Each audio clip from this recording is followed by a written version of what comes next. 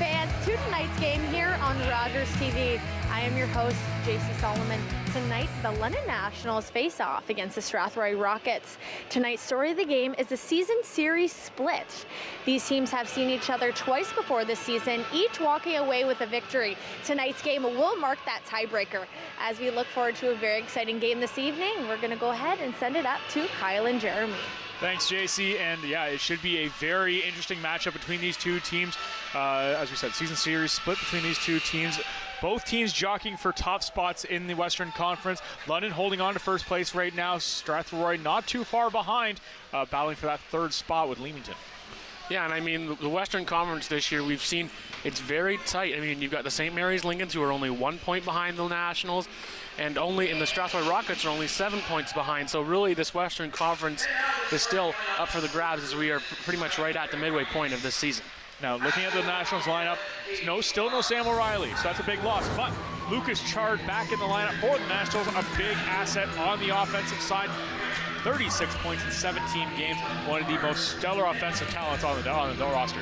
When you lose Chard out of the lineup the last few weeks, you felt the presence of him being missed in that London lineup. So him coming back tonight, I expect him to get on the score sheet and expect him to really provide here tonight for the Nationals. That stat you see right at the bottom of your screen there is quite astounding. 6th in the entire league in scoring, and has been out for almost a full month of competition. So has been absolutely fantastic in his time with the Nationals so far this season.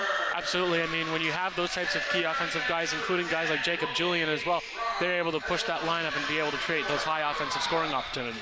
Now, on the other side for the Strathroy Rocket, Braden and Connor Faulkner are just been dynamite for them all season long, really taking out all of the load for the Rocket, and a main reason why they are sitting in the position they are. Yeah, I mean, when you have the brother combination, they know where they are each other on the ice, so look forward to the Faulkners trying to provide another offensive battle here tonight against the Nationals. Absolutely, yeah, you expect them to be on the puck all the time throughout the game. As we look at our goaltenders tonight, in between the pipes for the London Nationals, Aiden Barry, and for the Strathroy Rockets, Dylan Grover. Should be a tough competition for both goaltenders. A lot of high offense on both ends. Should be very interesting as we headed down to ice level for our opening ceremonies. Oh, Canada, our home and native land, through patriot love in all of us commend. With glowing hearts we see thee rise, the true north strong and free, from far and wide, oh Canada, we stand on guard for thee. God keep our land glorious and free. Oh Canada, we stand on guard for thee. Oh Canada, we stand on guard.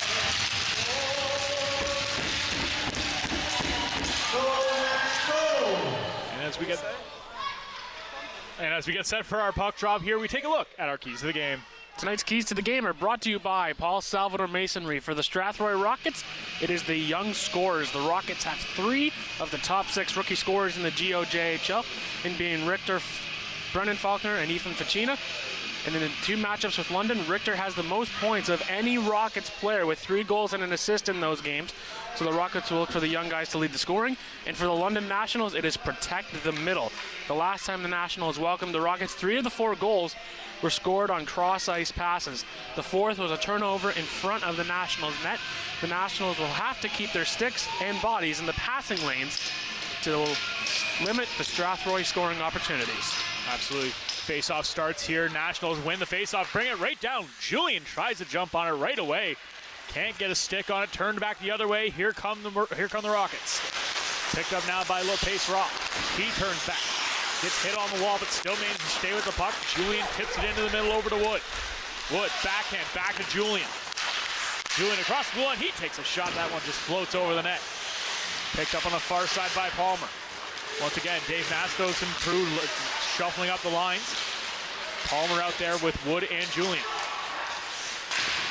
With no O'Reilly in the lineup, it's going to be interesting to see how the Nationals adjust.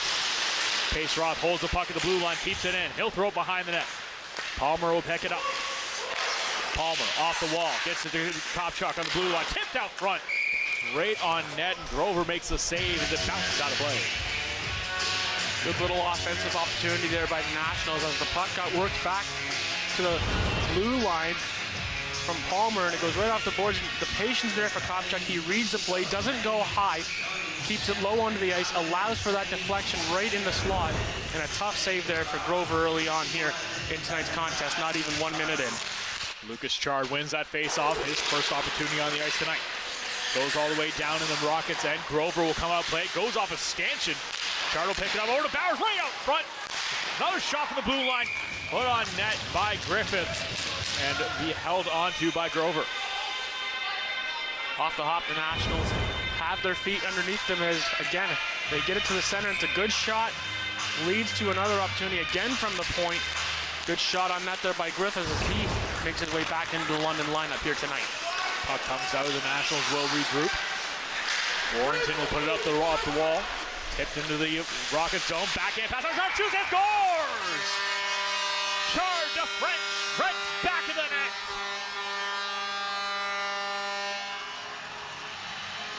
Well, you talk about instant offense when a guy like Lucas Chard returns to your lineup, and French gets rewarded on this play. Again, the Nationals really buzzing so far in this first period. They get the puck in deep and they work it right back out in front. Good feed by Chard, just a no-look feed. French was able to be in the right place at the right time, get that shot up and over Grover. And again, only a minute and change into this game, and the Nationals are up 1-0. Jaden French, who last week we highlighted, looked really sharp, got close a couple times, and ends up getting a goal here tonight, his second of the season. Back to the half wall. Nationals still maintain possession. Rockets can't get it out. Kerman fired again. That goes off a leg, deflected into the corner. Kept it at the blue line. McGowan will put it on net. That one gets kicked aside by Grover. Puck comes out. Nationals will recover. McGowan will just take it, throw it right on net. Grover will have to make a save.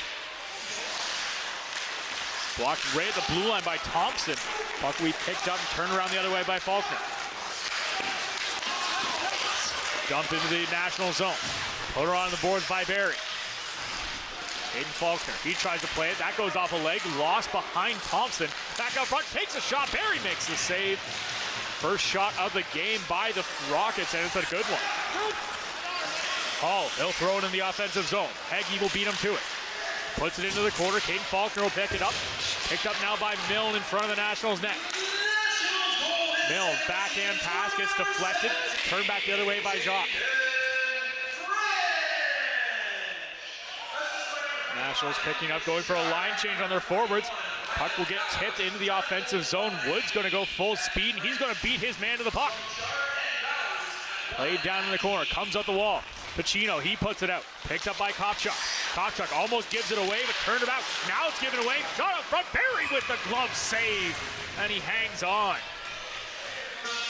Well, we talked about early on for London, it was to not make as many turnovers as they've had recently, and this one's a good play by the Rockets as they get it down low, swing it out in front, kind of similar to the French goal, and Barry's able to make that save, and then here's the turnover here. Two Rockets on the forecheck, heavy, good shot on net, Aiden Barry making the save here early.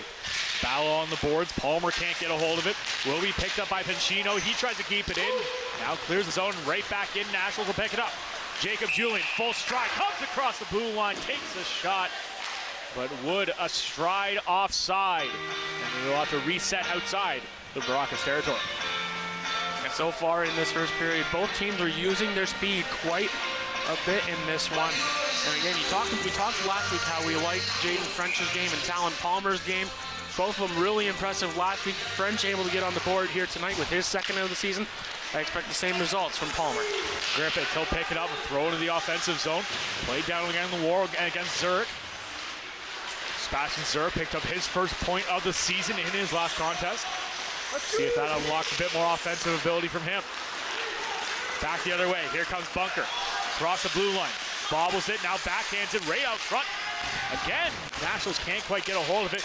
Let's see a first penalty of the game coming here as Bunker getting into it right at the Rockets blue line. Nationals finally touch up the puck. Cross-checking is the call.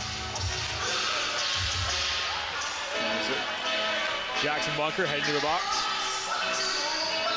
Yeah, this play happened right at the blue line as, again, Bunker got into the physicality there. And he was working down low, and then he takes down the man, which he doesn't appreciate, and then ends up doing the cross-check, and so he will go sit for 2 or less, and Strathroy will go to their first power play of the contest. They currently have the 3rd best power play, and London has the 3rd best penalty kill, so special teams key here in this first period. Battle with 2 of the best teams in both power play and penalty kill, so we'll see who can reign supreme. Battle for the puck down low, Chard, beautiful work, over to Thompson, nice move, puts on that, what a save by Grover! Absolutely denies him. Well, we've had our best save of the year, and that is one heck of a save. I mean, this is a spring across. Thompson all alone goes to the backhand, and look at Grover on that, completely out of it. The secondary save, and Thompson, you can just tell the reaction on him as he heads towards the bench. He is in disbelief. He could not believe he could not find the back of the net on that one. And again, Grover keeping the Rockets in it early. Pancino picking up the penalty, 2 minutes for hooking on that. Sorry, not Pancino. Richter picking up the penalty there. Not a bad penalty whatsoever, as that part of the reason why the Nationals are not up 2-0 in this contest. Bit of 4-on-4 action here for a minute 25. Picked up by McGowan. He'll carry across the blue and just walks in himself, takes the shot, rebound chance, but Chard can't get a stick on it. Chard behind the net, bows for it. Puck comes out. Right back behind the net again. Chard gets a stick on it, now turned over. Golden gets the puck out. Up to the blue line. Faulkner, he loses it. Turn the other way. Here comes Chard again. Across the blue line. He's got Bowers with him. Cycles back, tries to get a backhand on it. That gets tipped off his stick by Faulkner. Up the right wing side. It's a hit by McGowan. Puck ends up behind the net. Heggie will pick it up. Tries a long reach pass. It's up to Chard. Chard will just tip it in. He'll go off for a change. Bowers will be the lone man in. Bowers will just throw it out the wall. Gets it back over to Kopchuk. Back to Kopchuk again. He'll start the Nationals out in the attack. Pass is a little too far ahead of Sanovi, and that will go for an icing. So we'll come back down into the National zone. Again, we're seeing both of these teams use their speed in this game. And I mean, look at the shot clock. It's 6-2 in favor of the Nationals. So something they are trying to do is get a lot of shots on the rush off Grover. And Grover's had to stand tall so far, already making one incredible save. Absolutely. And the 2 shots that the Rockets have had have not been bad. They've got a couple decent shots, and Barry's had to be pretty strong to start the game.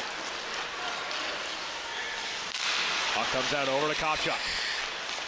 Kopchuk leads the rush, throws it in as it crosses the red line. Sanovi be the first man on it. Lets the puck, circles back. Still maintains possession, gets it up to the blue line to Kopchuk. Kopchuk closed over. Power play now for the Nationals. Back out front. Loose puck shoots and scores! Braden Sanovi puts the Nationals up 2-0.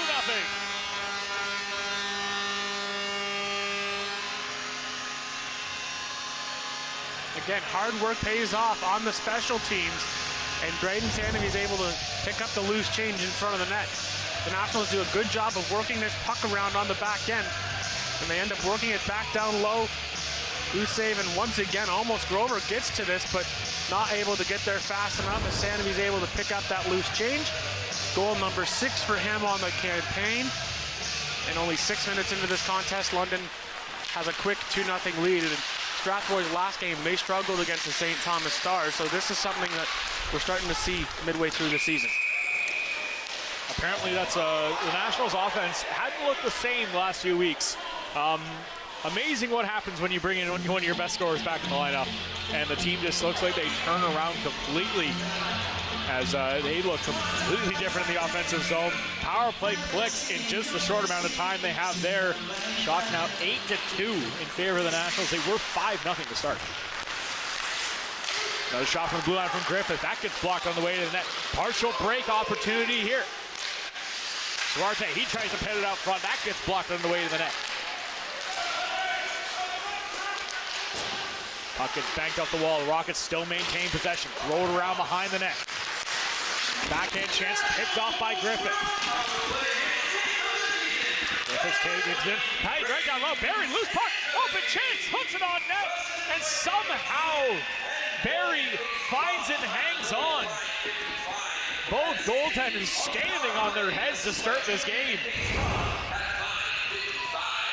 And again, this is another smart little play.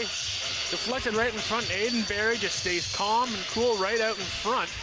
As he sees where the puck is, he gets his pad down and then basically has to do the snowman. Basically lie straight down, make sure that the puck doesn't get loose, and a big save there from the Nationals from Aiden Barry. That's a fantastic play as well there by Tage Gallant, as the Rockets looked like they were going to lose possession of the puck in the zone, and he just stood right in front of Aiden Barry. Everyone else in both teams was gone out of the zone.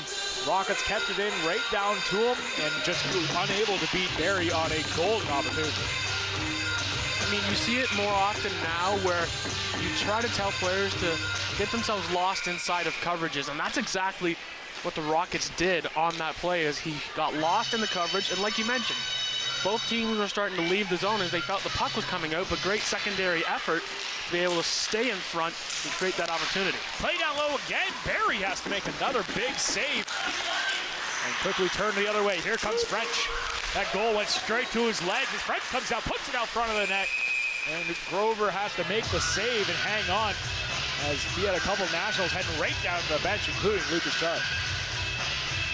Again, having the addition of Chard, this team has, it feels like they've got their swagger back here tonight, where again you saw French burst with speed down that left-hand side and drive the net and get a shot onto Grover. And again, both teams have their speed going so far. We'll see who can continue the speed here in this game.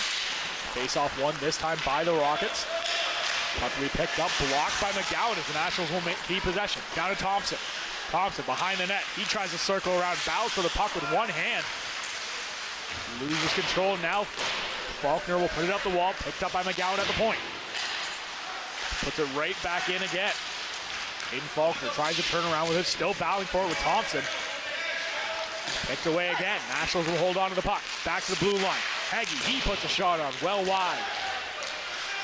Onto the far side, Brennan Faulkner, he tries to throw it long way over across the blue line, and Fortier just offside as he was crossing the line with Jacques, and Jacques was just that stride ahead. Yeah, it almost looked like Jacques wanted to get his hand on it as he stretched out for it, but he elected to let that one go through, and then the offside happens, and a face-off happens just outside of London territory. Play goes out. Rockets will try to move back in the offensive zone again. Fortier just getting pressure hard on him by Sanity. Turns around, dumps the puck in the offensive zone. Jacques picks it up on the near side. Puts it down into the corner. Faulkner puts it out front. Kate Faulkner shoots and scores! And just like that, the Rockets back in the game as the Faulkner brothers connect to put them on the board. Well, Caden's able to capitalize right in the slot area, as once again the Nationals have trouble getting it out of the zone. And good board play, sending it right out to Faulkner, and Faulkner beats Barry up over the shoulder right near his helmet.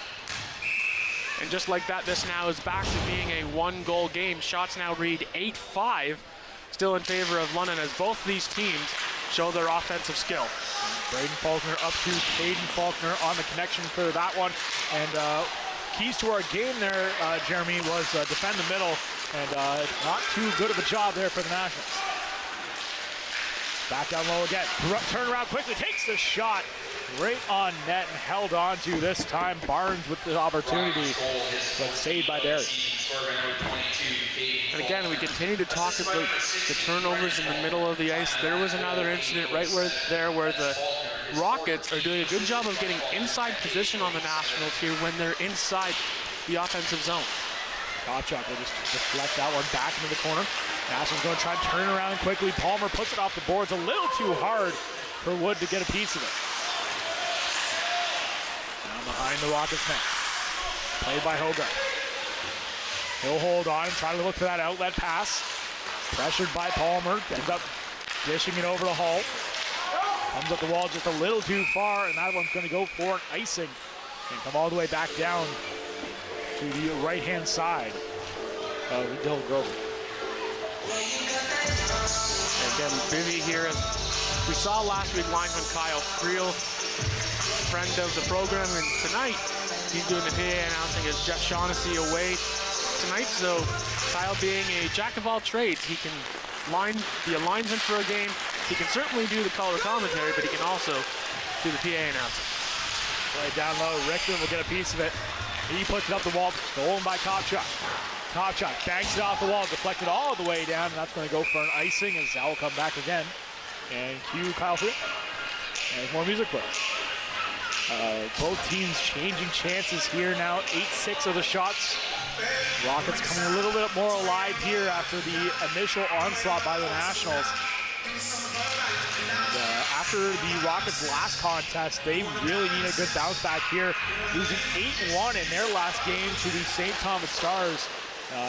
Definitely not the start they wanted to see, giving up 2 goals pretty quick to a team that is much more offensively inclined than the Nationals.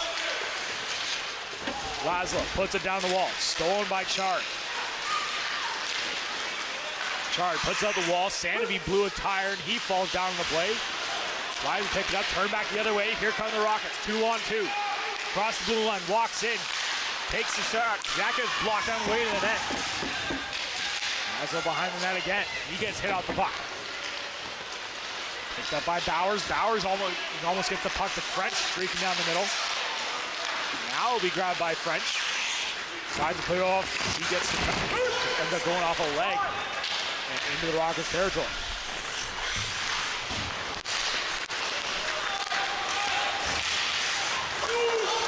Puck comes down and just dumped into the offensive zone. Warrington, he makes a play to get the puck back on the stick to the Nationals. Griffiths, back to Warrington. Warrington throws it loosely up the middle. Dundas tries to get a stick on it. Gets picked up and sent back the other way by Smith, but he can't get it too far. Bunker spins, fires it on net, just slides wide. Dundas will try to make a play along the boards. Stolen back by the Nationals. Griffith keeps it in. He puts a shot on net. That gets deflected on the way to his target. And out of the Rocket zone comes Frontier. Fortier picks up. He takes a shot, bounces out wide, and almost right onto the stick of Finchina. And Barry will grab this one out of midair and slow it down again. Again, we talk about the Rockets getting inside positioning when they're able to get a shot on net. This little play here turns into a shot, and a good opportunity there by the Rockets there, as Fortier was able to get that shot off. He got all of it, but not enough to beat Aiden Barry, as now the Rockets lead in the shot clock 9-8. A little bit of an errant pass, ends up hitting the bottom of the skate of Heggie. 3 Nationals, 3 Rockets battle for the puck along the wall. Hayden Falk will come away back out front, tried to get a shot off his Jacques, and ends up going off a stick. It almost goes out of play, but still stays in. Nice work down low. Here come the Nationals across the blue line, over to Milne. Milne can't get the shot off. Thompson down low to Sandovi. Sandovi tries to dish it up to the streaking point man in McGowan. Turn back right at the circle. Rockets will try to clear the zone. Still can't. Good hard work by Milne to keep it in. Over to Thompson. Thompson tries to get it back to Milne. Sent back the other way by the Rockets. Trying to put the puck out front. That gets blocked. Faulkner will bring the puck out. He gets hit into the wall by McGowan. Haggy, cross ice over to Sandovi. Sandovi, lead pass over Milne, ends up going in his feet. Little backhand pass gets over Julian. Julian, nice work avoiding the hit. puts it over front, trying to get it to Palmer. Big slap shot from the blue line, ends up right on target. And Grover has to hold on. Yeah, the puck going back and forth as this one ends up going back towards the point. As Julian with the little in and out move, he tried to go over a cross-ice pass, but it ends up going onto the stick of Owen McGowan, and he lets the cannon fire on that one. And Grover makes a save as he originally thought it was in his glove, and then he just had to freeze in his position to make sure that the puck did not move anywhere closer to the net. Panchino, he'll carry across the red line and dump it in the offensive zone. Played out front, can't quite get onto the stick of his intended target. Ball back out, Goldwyn will just try to put it up the wall again. Over to Panchino. We'll dump that into the offensive zone. Played behind the net. Pace-Swap throws it. Wraparound attempt out front. Barry makes the tough save. Another shot from distance. Barry just reaches up and grabs that. That's the third or fourth time now. Barry's just been on his knees, reaches up above his head, and just pulls down the puck. And so that's certainly been his go-to save so far here tonight. Again, the Rockets are really throwing the puck at Aiden Barry here so far. You know, there's been a few grade A scoring opportunities, obviously, with Caden Faulkner able to capitalize, but again, the Rockets are just throwing anything that they can where they have an open chance to shoot it, they will. Along the boards, Bowers puts it up a little too hard, just out of the reach of French. Laszlo sends it over cross ice. That pass just a little too far out of the reach of Panchino, and it'll come all the way back down. And Goodwin on that pass, unfortunately, put a little too much on that. And as a defenseman, yes, you want to make that stretch pass crisp and hard, but at the same time, you want to be able to get it to him in an efficient manner. And on that play, he could have maybe led up a little bit, allowed that pass to get to the player on time, but when you make a pass like that, it gets too hard and it'll go for ice. Panchino bobbles the pass, ends up putting it behind the neck over to Goulden. Here come the Rockets out the other way, across the blue line, just a bit offside. And goes a little too far ahead is Panchino on that play. Bit of extracurriculars happening. It's Svechina getting into the French. Officials making sure that they don't get together for their regular coffee chats, as we've seen so far here on our Wednesday night tradition. Face off just out here, just in front of the Nationals bench. Julian wins that cleanly. Cross ice over to Wood. Wood, nice deflection off the board. He's got a partial break. Here comes Wood, in all alone, takes the shot right out front. Beautiful pad save by Grover. Grover, highlight save after highlight save tonight. Rockets will move it out. Ends up on the open wing. Griffiths will easily play that over. Nationals going to try to bring it out. Julian, one hand on the puck. Can't get it out. The Rockets player loses his helmet on the play off the hit. Across the blue line, Warrington. He puts it on net. Grover makes a save and hangs on this time. Well, we've certainly seen quite some highlight reel saves here from Grover early on. Is that little chip play from Riley Wood is so smart, great hockey IQ, and he tries to go forehand, backhand. And once again, Grover able to shut that down, and then some physicality here as a bit of a reverse hit and loses the helmet there. And look who's involved, it's Palmer. Palmer loves to get his body into action, and he does just that on that play. The farther into the season we've gotten, the more impressive Palmer has been. Really coming into his own. The farther into the season we have the youngest player on the Nationals. So not too surprising to see that from him. French tries to throw it into the middle. That gets picked off. Griffiths will recover it himself. Across the blue line, Griffiths, he walks in, tries to put it on net. That gets blocked off a leg. Laid down low, Charles. He gets muscled off the puck. Gets up to the wall to Doherty. Bouncing puck, still can't be handled. Horgoth just will pick it up and he'll throw it into the National zone. Rockets go for a full sail change. Over to Chard. Chard, nice little move. He breaks in the offensive zone. Puts it right out front. Tries to get into Bowers. That one just bounced a little too far in front of him. And McGowan can't keep it in. McGowan cycles in. Over to Chard. Beautiful pass. Chard makes a nice little move inside. Chard tries to bring it out front. Can't quite convert. As he gets another beautiful chance out front. The Rockets defense a little too smothering on that play. Here come the Nationals the other way again. Chargers trying to break, or Sandy tries to break through this time.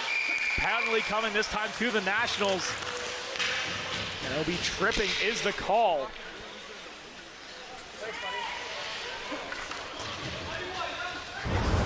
The refs trying to figure out exactly who it is. It will be Thompson heading to the box. Thompson's not too sure what happened. And we get a look at, again, Chard using his speed. He tried to get around and beat Grover on the far side, and then the penalty. And it's right there, a little trip right at the very end of that offensive opportunity as Sanity was coming in, basically looking to bowl any Rockets over up the middle of the ice with the puck in on his stick, and unfortunately he wasn't able to capitalize, and now Strathroy goes back to the power play, seeing if they can tie this one up. Richter down to Ficina. Out front, beautiful save. Windmill Wednesday, the first time we've seen one of those in a little bit there. Beautiful save by Barry. I think the Rockets are going to learn, don't go glove side on Aiden Barry. As again, you mentioned it, the first Windmill Wednesday that we've had in quite some time here at the Western Fair, but the Rockets, I think they are starting to learn the fact that Aiden Barry's got himself a real good glove. We've seen it at least 7 or 8 times already. That's just tonight. Back out front, the Rockets will try to play it. Back to the blue line, Richter, he hangs on. Nice pass over, what? Just can't connect on the pass to Smith. And the puck will clear the zone. As that was a huge opportunity for the Rockets. Just could not connect on the shot. Ficina carries across the blue line, full head of steam. Halt, stops up. Tries to get a cross-ice pass over to Ficina. Back to the blue line to Richter. Over to Ficina again. Richter, he hangs on to it. Back into the slot. Ficina. Over to Ficina, back to the point. Richter, he puts it on net. That gets deflected out front. Bouncing puck. Goes off the wall, back to the blue line. Rockets will keep it in still. 57, just over a minute gone in the power play. Chard will pick it up, and he just gets an opportunity to clear the whole length of the ice as the Nationals penalty killers get a change, and so do the Rockets power play. Smith behind his net. Plays it over. Here come the Rockets. They'll try to break out in the offense here. Caden Faulkner leads the rush. Over to Brendan Faulkner. He takes a huge hit from Milne. And the Nationals will clear the zone. Over to Brendan Faulkner. Across the blue line, Fortier. He tries to battle for it. Nice hard work by Pace Rock. Pays off as he'll clear the zone. Play down. Barnes will collect it behind his own net. 2 seconds left. Thompson back on the ice. Penalty is killed. Barnes across the red line. He moves in the offensive zone. Lose control of the puck. Still maintain possession, though, by the Rockets. Gordy. Still holds on to the puck. Puts it down to go on the hash marks. He loses control of it. Bit of a break opportunity here. Here comes Milne. He's got 2 with him. Milne waits, gets it over. Thompson takes a shot right out front again. Still can't put it on net. Milne made it wait a little too long to get it over to Thompson. He had Julian with him as well, or he could have taken the shot. Here come the Rockets. Faulkner across the blue line. He tries to take a shot. Defensive play by Julian stops that. Faulkner gets taken down hard behind the net. Bowers over to Julian. Julian, end of a shift for him. He's tired. Over to Bowers. Bowers tries to make his way through the middle of the ice. He can't do it. Turn back the other way. Griffith throws it over onto the stick of Bowers. Bowers across the blue line. Over to Chard. Ends up hitting his feet. Bouncing puck. They'll try to get it out as Cameron gets to the red line. That goes off a foot of Warrington as the Nationals bring it in. Bowers tries to get over to Chard. Loose puck down low again. Ends up right below the leg of Grover, and he hangs on as he is well out of his own net. More of an accidental save on that one. As we'll take a look at that opportunity, as it's right there. As soon as Milne switches across and try to make the pass, it gets easily defended. And then this is an accidental save because this shot deflects off a skate, and then Grover recognizes the fact that it's underneath his pad, so he just kept on sliding and made sure the puck didn't move any further. Warrington over to Griffith. Griffith, nice long pass up to Bowers. Bowers gets it over to Chard. Chard will walk in. He puts it on net. Rebound opportunity. French just a little too far in tight to get a stick on it. Fortier across the blue line. Tries to get it past Bowers. Warrington, nice defensive play to force him into the corner. Hogarth now collects the puck. Just gives it away. Chard will try to pick it up. Gets it back over to Warrington. Warrington, nice little flip pass. Gets it into the neutral zone. Chard just banks it off the wall. Kept in at the blue line by Chard. Chard puts it down low to Bowers. Bowers can't handle it in time. Back to the blue line. Heggie, he puts it on net. That gets blocked on the way to the target. Wood down low. He can't get a hold of it. Picked up. Nice defensive play by Julian. Here comes Wood across the blue line. 20 seconds left. Wood tries to put it out front. That gets blocked. Palmer will collect it. Palmer up to the blue line. McGowan tries to put it down low. That gets deflected into the corner again. Wood battle for it down low. Gets along the boards. Back out front again. Puck gets tipped, but that will do it. As the offensive from both teams running fast here in the first period. Goals on both ends. Nationals lead 2-1 heading into the first intermission. You are watching the London Brewing Co-op Nationals hockey here on Rogers TV.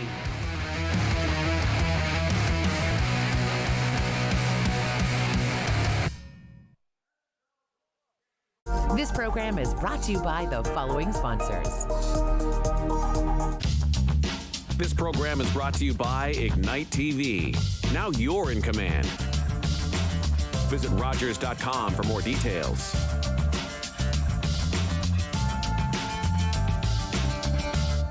I'm a homicide detective. I follow the evidence and I arrest bad guys.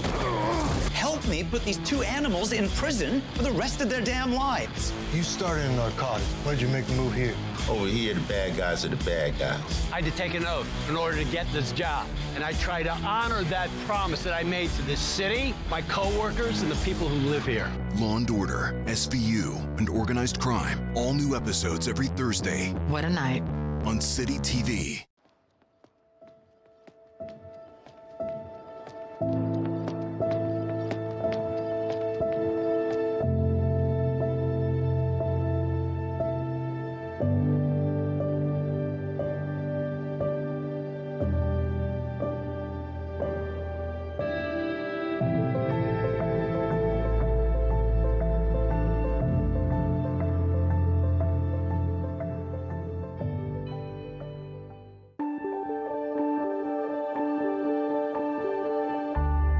You're watching Rogers TV, London.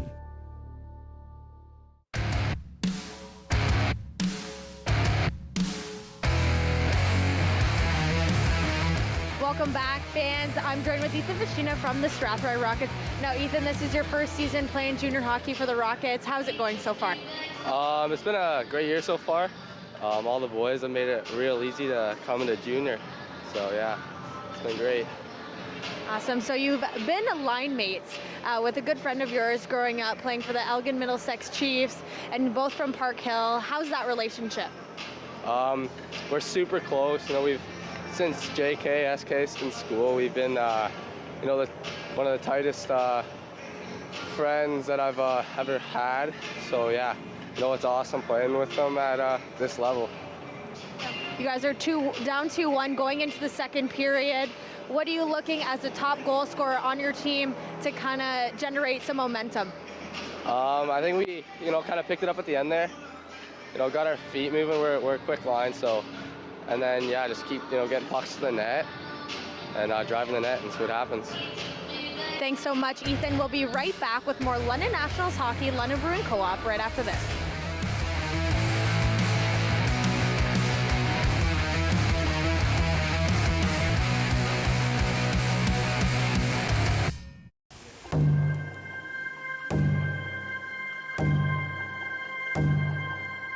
Heartbeat of Mother Earth, I feel you and embrace your warmth. I see you dancing through the trees, Your song floats on the summer breeze. Community, we come together. We are the voice of our ancestors. Thankful for how much you bless us. Feel the thunder in the drum. All our voices sing as one. Feel the power, feel the pride. Feel the drumbeat deep inside. Feel the boom, feel the bass. Let's let go of time and space. It'll make you dance, it'll make you sing. Ode Wegun, Wedok Wishin. The drum will lead you, take you far. Always remember who you are.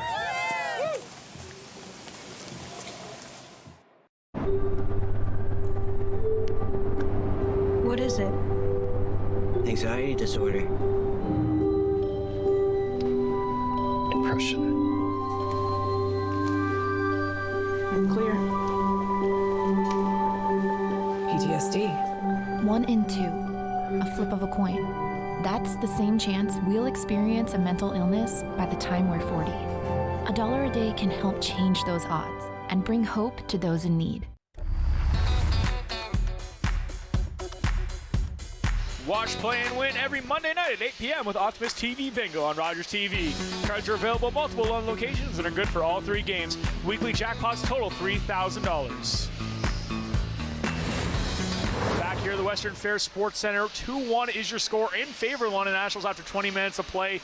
That was a extremely back and forth, offensively minded first period. 25 shots combined for both teams. That was very impressive. I mean, it was like these two teams all of a sudden had speed boosters on their skates. They were flying in that first half of the period. I mean, both teams were going back and forth, trading chances. The goalies were making highlight reel save after highlight reel save. So maybe expect a little less in the second period, but we want to see more of that offense. Hey, if the game state keeps up like this, that is a very exciting start to this contest. Taking a look at the goals we saw here, Nationals come out strong, picking up 2 in the first 5 minutes of play. It looked like this could have gotten ugly fast. Yeah, I mean, again, the welcome addition of Lucas Chard back into the lineup, able to get French on the board with his second of the season. And again, just hard work getting it down low, and again, Mr. Sandovi is able to capitalize on that one. And again, for him, that's a well-earned goal. And then the Rockets are able to get one as well, as you know, the Faulkner brothers are able to connect Brennan over to Caden.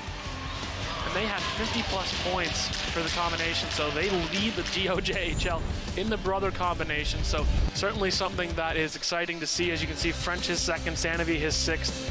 And the Nationals are doing a good job of moving the puck around, but the Rockets are doing a good job as well as capitalizing on the Nationals' turnovers. Nationals getting out on the power play, too, in extremely quick fashion. Really well, a good job at turning that around. That was only a 20-second power play they had, and they managed to convert on it. Very impressive. Now, what we said as one of the keys to the game for the Nationals was protecting the middle of the ice, and that's what the Rockets capitalized on really quickly on their goal. Yeah, they did. I mean, they're doing a good job of getting inside positioning on the London D. They're realizing that when London's trying to make that stretch pass, just take away the middle of the ice, and you're able to capitalize. I mean, there was a play right at the blue line where the Rockets were able to keep it in, center it right back out in front, and there was a Rocket sitting right there to try to capitalize, and Hayden Barry had to bail them out quickly. So both teams trying to look for their mistakes, and so far London's turning the puck a little too much so far, and Strathroy's trying to capitalize. Another thing I'm noticing a lot throughout these last few weeks for the Nationals, without O'Reilly in the lineup, the Nationals are doing a lot of juggling of that one winger position on each line. We're seeing it between French, Palmer, and Milne. The 3 of them seem to be jumping up and down the lineups. I don't think Mastos is super thrilled with like any one combination. They've shown flashes of greatness, but nothing consistent. Yeah, I mean, when you're looking to find the right combinations, you always want to try to find those right guys. And for guys like Palmer or Dundas, these are big expectations of these guys to be able to go up and down your lineup and be able to capitalize when you're on the certain lines, whether you're on a line with Bowers or Julian or Wood, those types of players. You know, you expect the Sandovis and also them to step up. So it's exciting to see these younger Nationals players being able to fill in wherever Dave Matsos needs them. Absolutely. Now, what the Nationals offense was doing well, getting a lot of shots on net as Grover just stood on his head the entire period pretty much, was just stellar for the Rockets. I mean, he made highlight reel save after highlight reel save, and shot from the point in that one. Here's the highlight reel save, able to get a glove on that one. I mean, Grover's been the busiest of the two goaltenders as the shots are 13-12 in favor of London, and he stops Riley Wood on that one as well. So Grover having to be very athletic so far in tonight's contest, making sure that he doesn't allow any loose change around in the front of the net. And the same can be said for Aiden Barry as well. Yeah, his rebound control very solid throughout the start of this game. As chance after chance the Nationals get close, this could easily be 5-6-1 from his performance. But we'll see how he fares in the second period here as the Nationals lead 2-1 on the London Bruin Co-op Nationals Hockey on Rogers TV.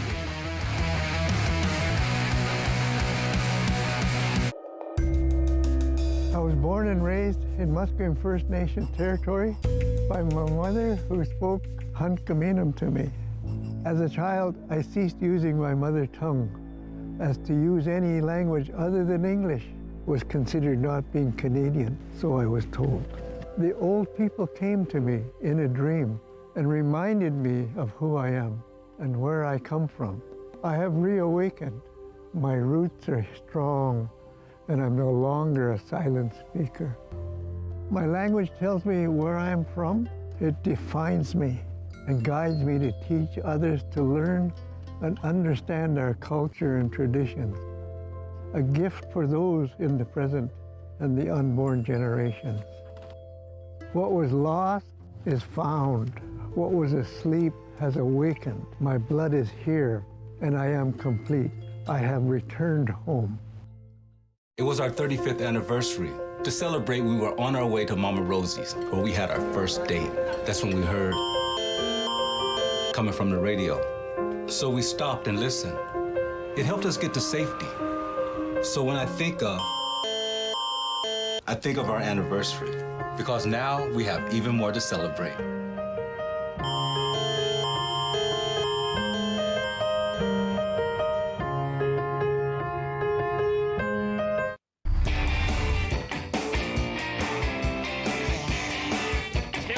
This weekend's for the Vanier Cup with Chillin' and Grill with Jeff. Jeff is in a parking lot and it's tailgate party featuring loaded pierogies, award-winning chicken wings, and more. Watch Chillin' and Grill with Jeff Thursday at 7:30 p.m. Take a look at our Paul Duarte and Associates shots on goal after 20 minutes of play. Nationals just leading the Strathroy Rockets 13-12, and that is also the difference here in the game at 2-1 for the Nationals. Taking a look at our next contest here on Rogers TV, the Sarnia Legionnaires in town to take on the Nationals. Legionnaires still trying to find their real place in the standings right now. Going to hope to get some momentum built off the Nationals here at the Western Fair. And as we get set here for our second period, it will be brought to you by JNF Concrete and Ready Mix. Getting set here, we're going to see. It'll be interesting to see what adjustments will be made from both coaching staffs of the Rockets and the Nationals.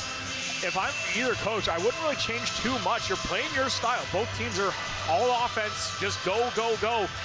Just hope the other team will make that one mistake and you can get that extra goal.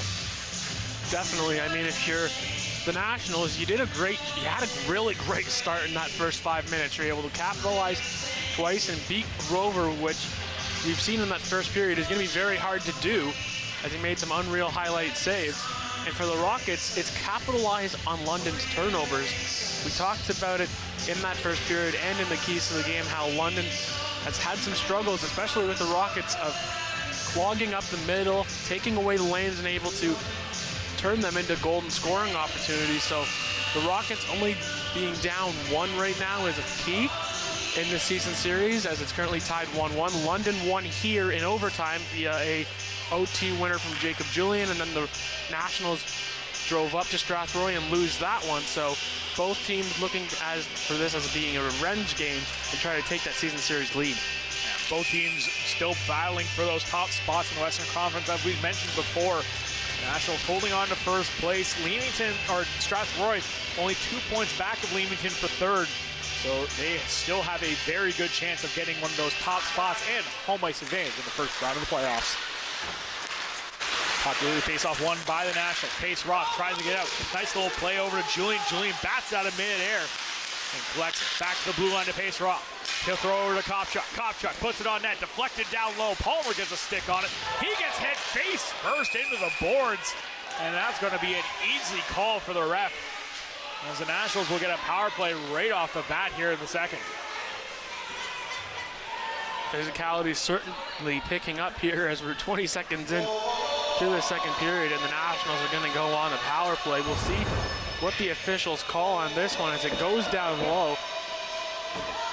And it's right from behind, so we're going to see it's going to be a boarding call, so it'll be a 2-minute variety, and the Nationals will go to a power play, which they capitalized. Like you mentioned, Cal, they had 20 seconds of power play time in that little frame there in the first period, and they were able to capitalize, so we'll see if they can do so here to start the second period. London has the top-ranked power play, currently going at 26.3%, and the Rockets have the 5th best penalty kill at 82.1%. So again, special teams going to play a factor here tonight. Face-off won by the Nationals. Julian has it over to McGowan. Walking down with the puck. Shard puts it on the side of the net. Loose puck out front. Tries to get a backhand on net. Wood just can't put it close enough. Julian now. Power play is back to its normal rotation with Chard out there. Chard tees it, or Bowers tees it up. Can't quite connect on the shot. Chard gets it over to Wood. Wood carries it down low. He's going to try to break in front of the net himself. He gets hit on the way to the front of the net. Trying to get out. Nice determination by Chard as he just picks the defender's pocket. Back out front, Chard again. Tries to put it on net. That gets stopped on the way to the target. Bowers down to Chard. Chard behind the net. Tries to dish it cross ice over to Julian. The net will come off, and we'll have to get a whistle and restart again. Again, the Nationals trying to do what the Rockets did to them in their last matchup here at the Western Fair, which is try to find that cross-ice pass to the open man, and the Nationals have tried a few times here tonight to make that cross-ice pass, and it hasn't quite worked out for them so far. Face-off won by the Rockets, and they'll get a nice clear. Kill off some more time on the power play. Barry will come out to play it. Gives it over to McGowan. McGowan, little draw pass. Now thrown up to Bowers on the right wing side. Carries across the blue line over to Wood in the slot. Wood holds, shoots. That gets blocked. Back up to Bowers at the blue line. Bowers tries to put it down low. Nice play by Richter, and he'll just send it down the length of the ice once again. 39 seconds remaining in the power play. Owen McGowan brings in the offensive zone. Second unit out for the Nationals. Put out front, tries to tip it to Chard right in front of the net. Bowers over to French. French down low to Chard. Back up front again. French, he takes a shot, catches them up high. Another save by Grover, and the whistle blows.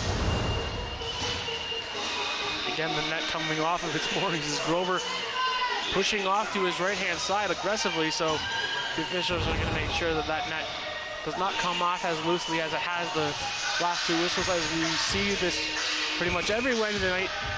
Both coming off quite on the regular. Puck comes up back to the blue line, kept in. Kopchuk over Pace Roth, down on the sidewall to Palmer. Palmer, a little backhand pass. Pace Roth wasn't quite ready for it. 5 seconds left in the power play. Palmer across the blue line, throws it in front of the net, over to Sandovi. Sandovi takes a shot, shoots, and scores! Braden Sandovi double nicks, and the Nationals take a 3-1 lead.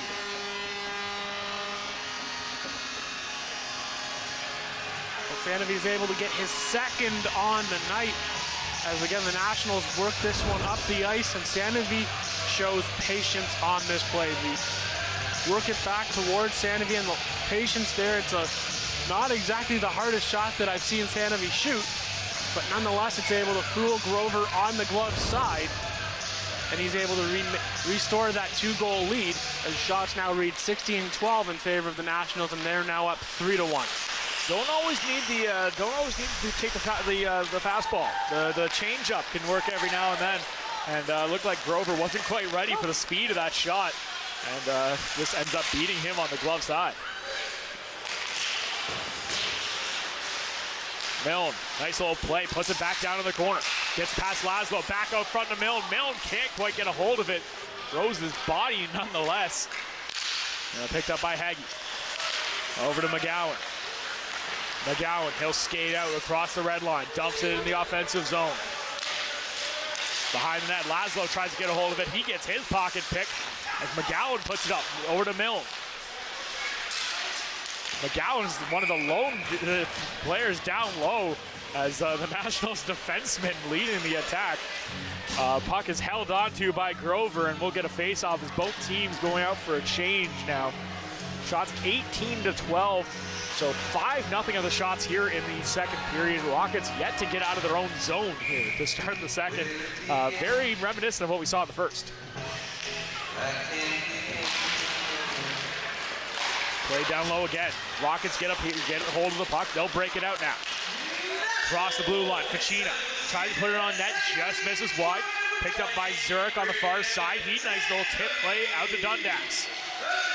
Dundas walks in, he takes a shot, puts it up high on Grover. He gloves it down and hangs on.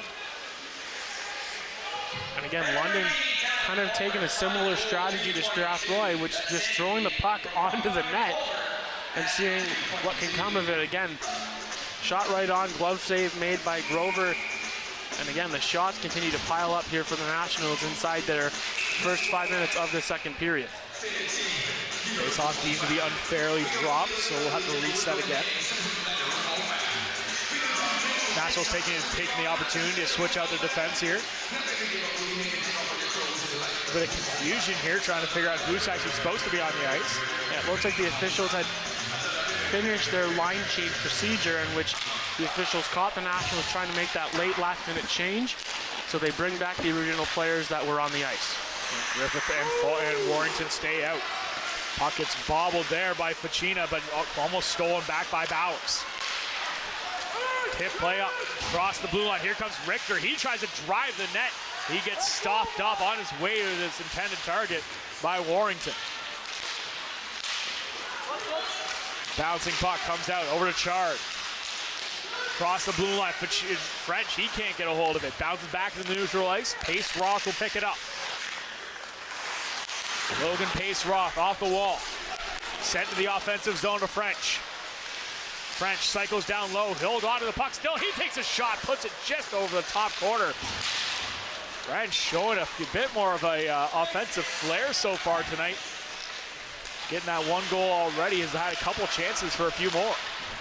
Lead pass up the wing to Bowers. Bowers across the blue line, tries to lead Chard, ends up just flying through his legs.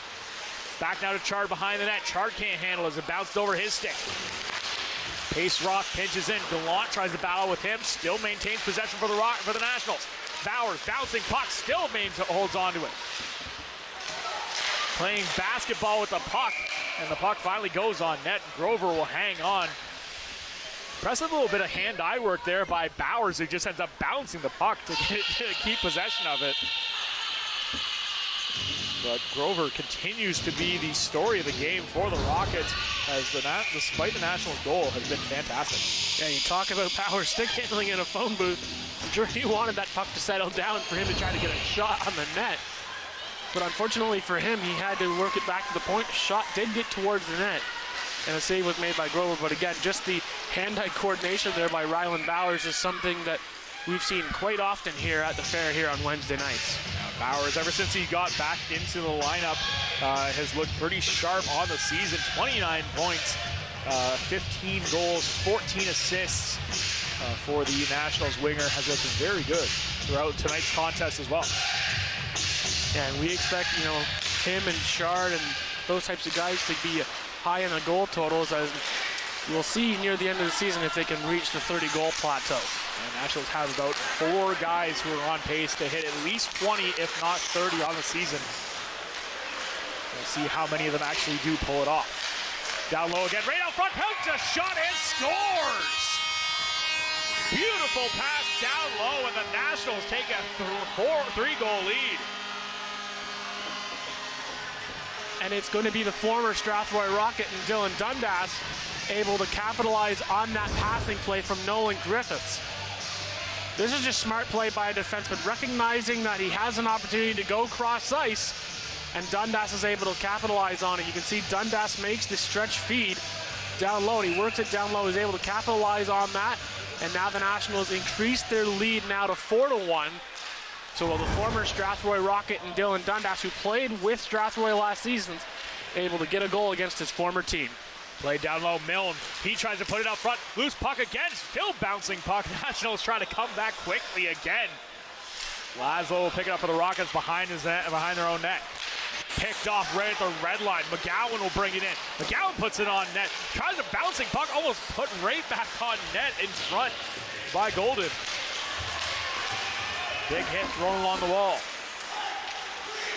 And as you said, Dundas, the former Rocket, with the goal. Beautiful pass by Griffith as well. Just a vision down low as he continues to show how much of an asset he can be to the Nationals every time he's touched the ice for them this year. Thompson cycles it back. Put back up the wall. Over to Sanovi. To Milne. Now to McGowan. McGowan loses it. Turn back the other way. Here comes Faulkner. Faulkner across the blue line. Just can't handle the puck as it just rolls off the toe of his stick. Put back out the wall. Right back to Faulkner. Back into the front. Jacques, he takes a shot. Barry makes the save. Back to the blue line. Laszlo gets a hold of it. Not only the second shot of the period for the Rockets. Rockets now 3 shots on the period. Nationals 10. So you could see where the ice is a little tilted in favor of the Nationals here. Already up now 4-1 in this contest. Yeah, and the Rockets on that offensive opportunity, they had a few tired forwards out there.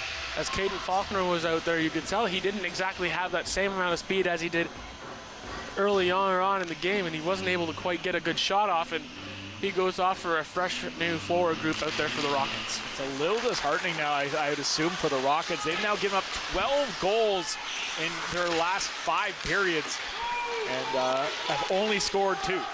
So not the goal differential you want to have for the Rockets. Puck back at the blue line. Bounced down, knocked out of midair. Nice defensive play by Pace Roth as he dives to keep the puck out of the Rockets' hands. Turn back around to Pancino. Throws it hard around the board. Picked up by Kopchuk on the far side. He can't handle it though. Wood tries to play it, but sent back down behind the net by Richter. Played in the corner, Pancino. Again, now back onto the stick of Kopchuk. Pace Roth up the wall, kept in by Barnes. Pancino, he throws it on net, well wide. Ends up on the far side. Richter will battle for it with Wood. Loose puck down there. National player falls down on the ice. Now ends up on the stick of Wood. Wood holds on. Throws it. Home run pass all the way. Just out of the reach of Palmer. Dropped down a little bit or a foot or 2 earlier. Palmer could have had a chance at a clear-cut breakaway. And we'll see this defensive play is right there, that diving play. There, as the puck goes down, he just swats at it, able to take it away. As it was potentially maybe knocked down with a high stick, but again, the defensive play there by the Nationals able to take away what could have potentially been a 2-on-0. As that shows once again just how integral Logan Pace Roth is to the Nationals defense as he brings out those kind of plays all the time. One of the more key defenders on the team. Play out front as he takes the shot from the blue line. Wood almost gets a piece of it out front. Along the wall. Nationals battling for it. Jacob Julian not liking what he's receiving from the Rockets. Warrington, he takes a shot. His man falls down hard on that play, and Smith. So that one may have caught him hard at the top of the foot. Griffiths puts it back up the wall. Smith stays on the ice, favoring his foot. Puck bounces out and goes out of play. As Cole Smith will finally get a chance to get off the ice. And a few more words being handed out here and possibly a penalty. Well, Jacob Julian down low having a chat with a few of the Rockets players. As we saw in the opposite corner, Julian basically having to be a menace on that one, trying to get control of the puck, and he took exception to a few of the Rockets holding him up there, so I'm sure he said a few pleasantries down at the opposite end as the faceoff happens just outside of the London territory. Chard tries to win the faceoff forward, ends on the stick of Laszlo. He'll just throw it in the offensive zone. Griffiths puts it off the wall over to Bowers, back to Griffiths. He banks it out. Turned back by Hewitt. Across the blue line, Hogarth can't get a hold of it, turned around again. Picked up by French. Over Warrington, Warrington ends up putting that off a leg. Picked off, nice pass picked off by Chard, down low again, Boyd out front. Griffiths with a chance this time. Hewitt picks it up, one man to beat. Just tries to get it around Warrington. Nice stick work by Warrington as he denies the opportunity. Down to Chard, back out front again. Rock around opportunity, Barry makes the save.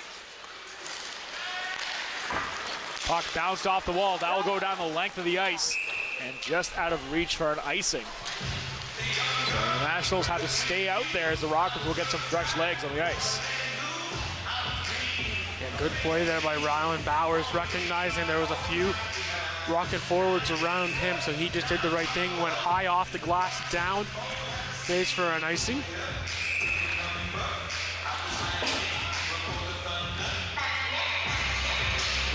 Reset the face-off again here.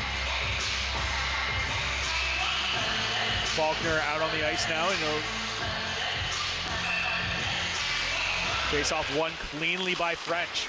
Sends it around the boards. Over to Chard on the far side. Chard loses the puck within the feet of the Rockets players. Back out front again. That gets blocked on the way. Jacques sitting right in the slot.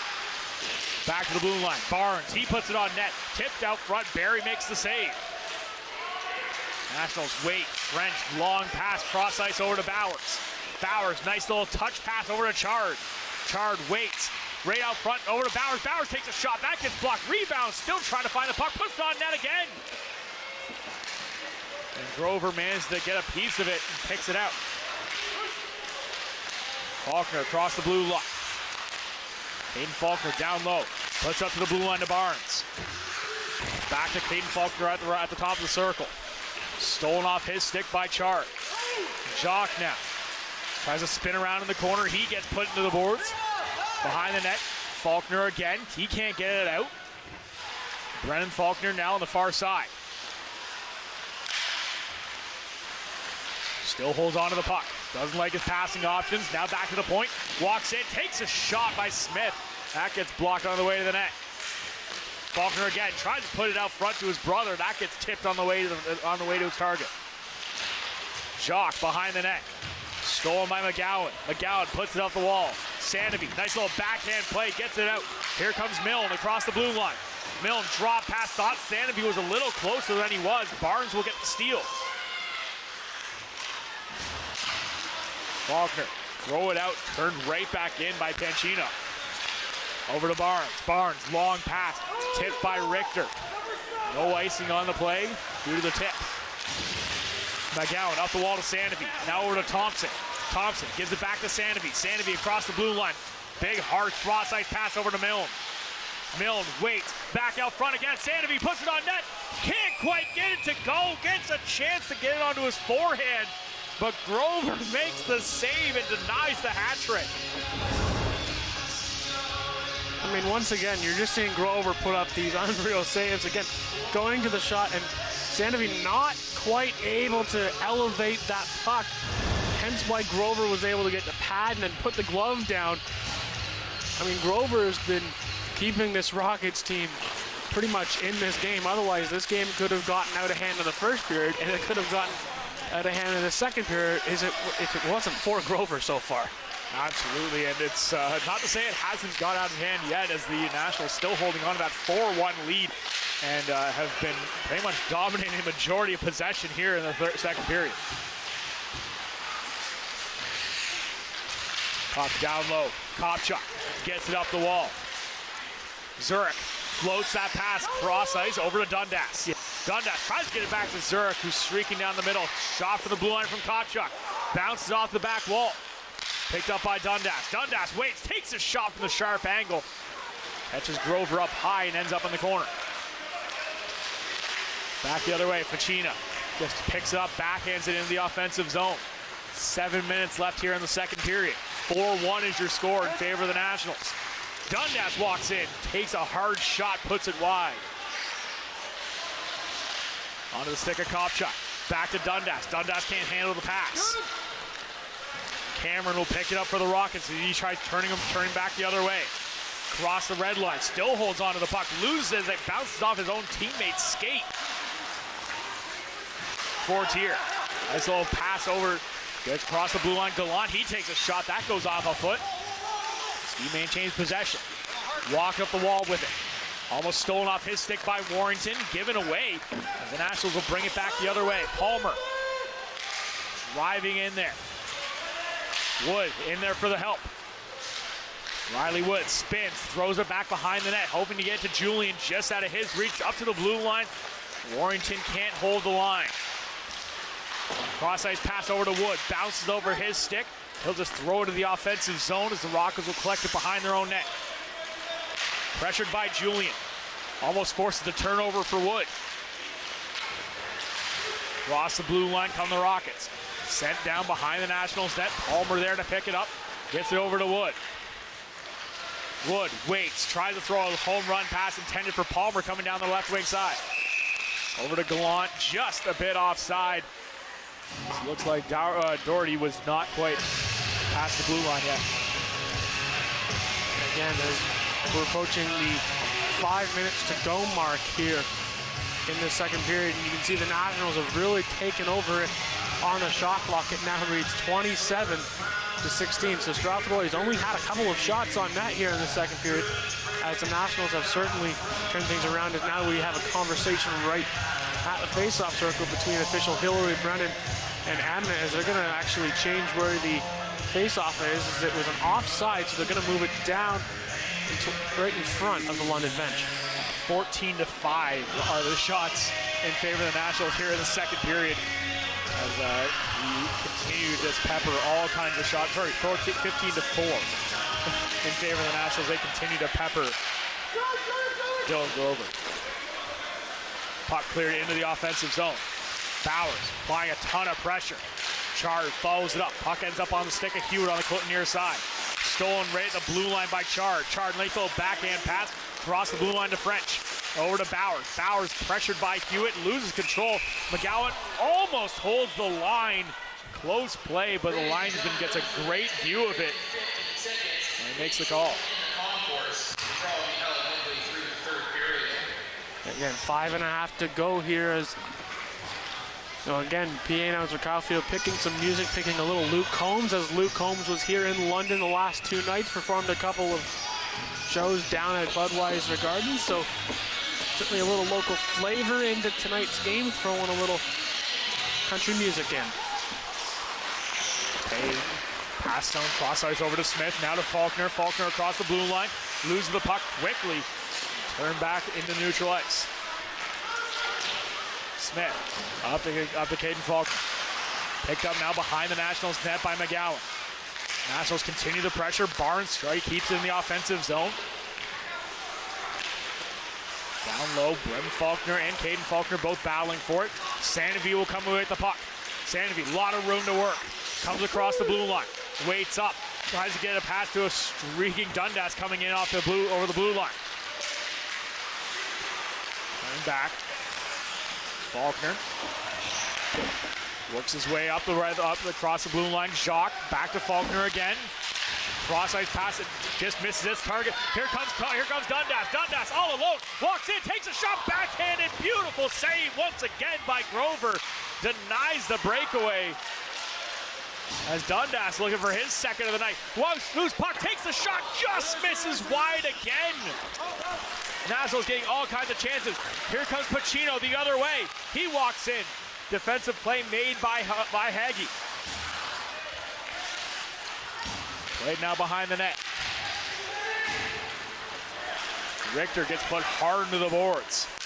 Puck comes out, just bounces past his target. Here comes Dundas. Dundas got a man with a back out front, takes a shot, just misses. Zurich almost had a chance for his first goal as a National. Back out the other way, Pacino, beautiful chance, open shot, shoots and scores! Pacino puts it right between the legs of Aiden Barry.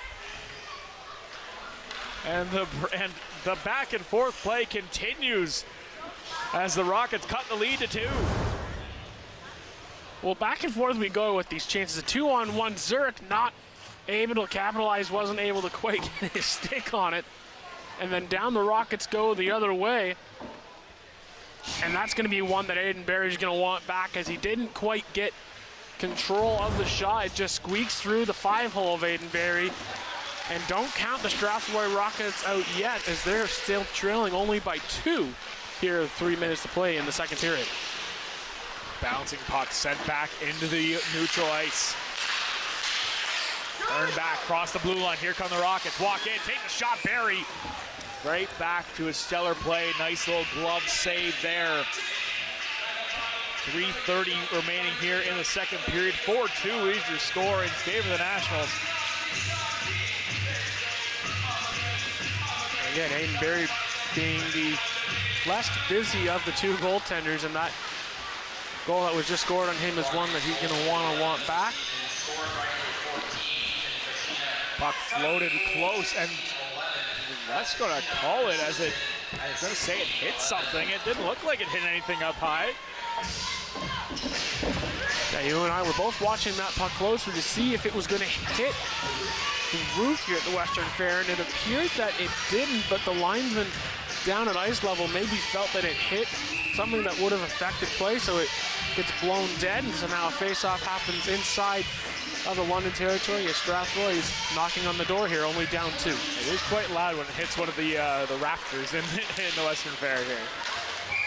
Bouncing puck again. I believe that one ended up hitting someone off the Rockets bench. So we'll come back down into the National territory once again. Yeah, the puck has had certainly a lot of action as we've had chances back and forth. The puck has been bouncing around. Ryland Bowers has had them, control that puck around. So the puck's certainly being whacked around quite a bit tonight. Puck throw at the wall, picked up by Milne. Milne works his way across the blue line, dumps it into the offensive zone. Picked up behind the net by Golden. Golden gets hit hard behind the net. And we're going to see a penalty coming as a receipt here for Sanavy. A few extra words after the play. Braden Sanavy heading to the box now for 2 minutes or less. Puck goes down low, and you can see Sanavy on that play there. The official didn't put the hand up, but it's that second shot there, the retaliation, keeping him down on that play. So he will go serve 2 minutes for a cross check. And so now the Rockets will have another power play, as this one's going outside of the blue line, which something that's not normally what we see. Is normally when you get a penalty, the faceoff goes down inside of the offensive zone. So we'll have to get an explanation on that one. Puck comes up, big hit thrown right at the blue line by Curtis Heggie. And the puck bounces out, picked up by in the Rocket zone by Barnes. Barnes spins around, brings it out across the blue line. Walks in, touches it down low, tries to put it out front. Picked up now by Faulkner. Aiden Faulkner back to the blue line to Barnes. Barnes cross ice. On the Rector, back down low again. Faulkner takes a shot for the blue line, goes right on to Barry, and Barry will hang on. And get the whistle. Minute 19 left here on the power play. So I received information as to why that would end up being, that faceoff ended up happening outside. It was because of an icing. The Rockets had actually iced the puck, but because of the fact that the penalty was also being called to London, that's why they moved the faceoff to the outside. That information came from our man just to our immediate left and one of our camera operators. Breakaway opportunity, walks in, takes a shot by Jacob Julian. And another big save again by Grover. Highlight reel night for him, as he has had to put on his working boots tonight. Over to Pacino. Throws it behind the net. Pacino now. One of the goal scorers for the Rockets. Over to Pacino again. He'll carry it across the blue line. Nice little drop pass. Now rimmed around the boards. The far side, Pacino will pick it up. Sends it back down to Pacino again. To Hall at the blue line. Cross ice over to Richter. Down again, back to the blue line. Richter can't hold on to it, but managed to reach out to keep it in. Chard almost gets a tip on it to get the puck out. The Nationals penalty killers just continue their aggressive tendencies as we are used to seeing. Richter keeps it in. Back to Richter. He walks in. Tries to take a shot. Fans on it. Loose puck again down low. Now picked up. Nationals bounce it off the wall over to Julian. Julian's got a whole room all by himself. Walks in. Takes the move. Big save once again by Grover. And Julian gets knocked down into play, and that will give the Nationals a power play.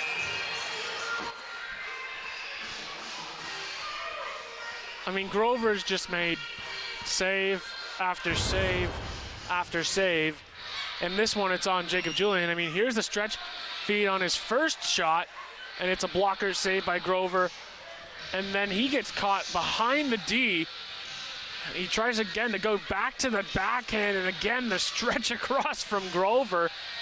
And he's able to make the stop on that one, and then gets taken down on the play. And so London will go to the power play here with under a minute to go, and we'll see if they can restore their 3-goal lead that they had.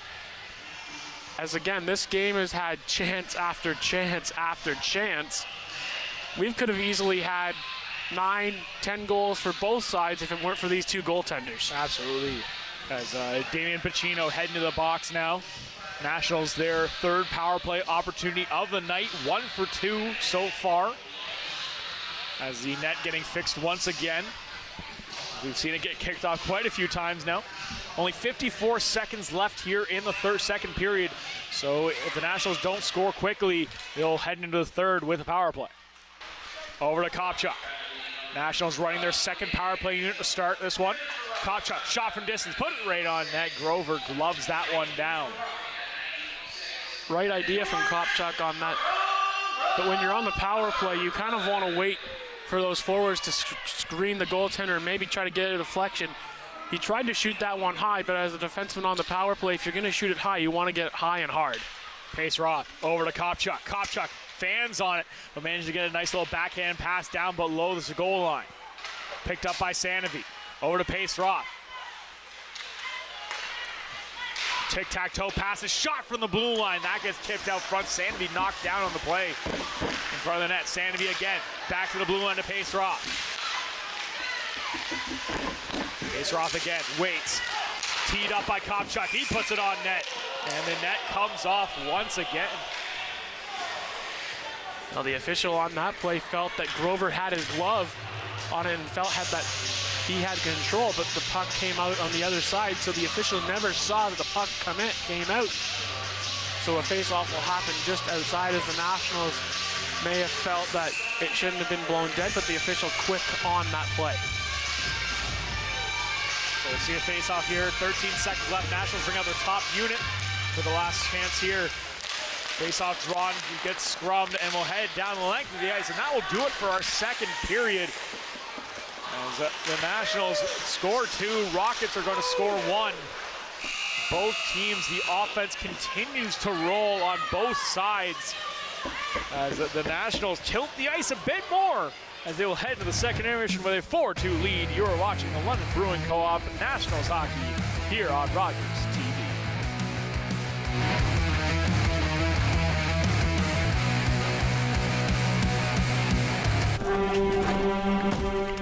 I don't care what the law is. I will never be a slave. That word, I hate it. It rests on my tongue like rot. Peter, how does it feel to get paid for your work? There are rumors freedom's coming for us all. Freedom, you know that's all I want. Chloe, careful. Vrooman would rather sell you across the river to America than let you go free. Then I'll run. I've run before. Maybe this time for good. No! Just get her into the boat. No! Chloe! Chloe, no!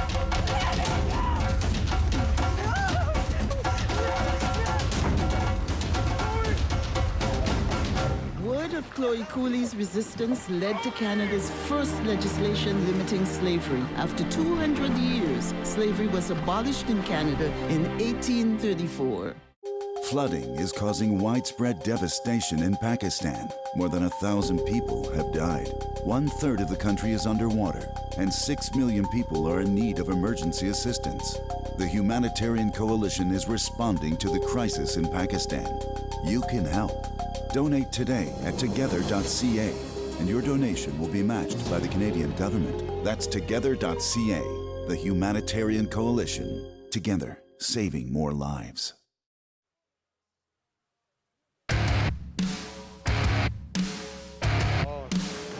Welcome back, fans. I'm joined here with Dylan Dundas from the London Nationals. Now, Dylan, you started out your junior hockey career with the Strathroy Rockets. How does it feel playing against them tonight? It's cool. I still have a lot of friends that are on the team, so I like to hang out with number 11, Tej Galan, all the time. So it's cool. They change a lot, but it's fun. I want to take you back to that goal that you scored earlier on in the second period. Can you tell us a little bit about it and the celebration at the end? I just came across the blue line, rimmed it around, and went straight to Nolan Griffiths, and he hit me backdoor with a beautiful pass. And on the celebration, I was kind of just mocking what their guy did on the first goal. So I just thought I would do the same thing because my goal looked better. So you commute every day to Sarnia. Can you tell us why you do that? I'm in firefighting course at Lambton College, so I just have to drive there every day. It's not too bad. I'm kind of getting used to it now, but I'm used to it now, so it's fun though. How do you find balancing between school, especially with the commute, and hockey as well?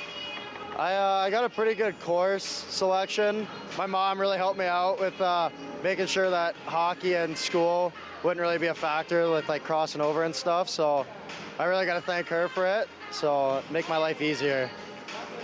Thanks so much, Dylan. We'll be right back with more London Nationals Brewing Co-op hockey right after this.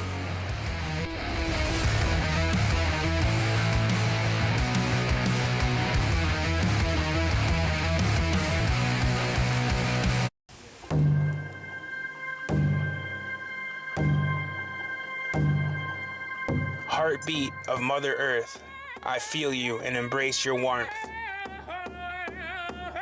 I see you dancing through the trees. Your song floats on the summer breeze. Community, we come together. We are the voice of our ancestors. Thankful for how much you bless us. Feel the thunder in the drum. All our voices sing as one. Feel the power, feel the pride. Feel the drumbeat deep inside. Feel the boom, feel the bass. Let's let go of time and space. It'll make you dance, it'll make you sing. Ode Wegun, Wedok Wishin. The drum will lead you, take you far. Always remember who you are.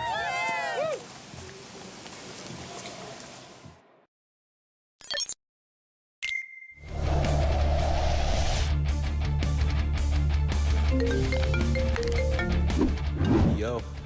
Yep. Okay, I'll be there.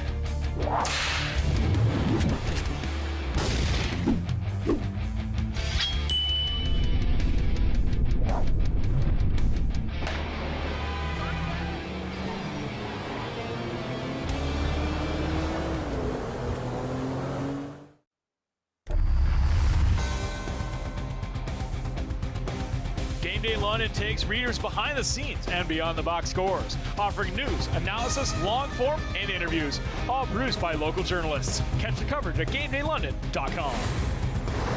Back here at the Western Fair Sports Center, 4-2 is your score after 40 minutes of play. Nationals continuing to dictate the play for the most part, as one player in particular seems to be the story here on the side of the Strathroy Rockets, at least, in Dylan Grover. Yeah, I mean, Grover's been the star of this game, bar none. He's made highlight reel save after highlight reel save.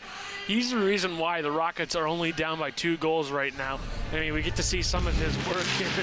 Pretty much all the work that he's had, they've been 10-foul ringer saves. I mean, breakaways, 2-on-1s, 3-on-1s. He's been able to stop the majority of them.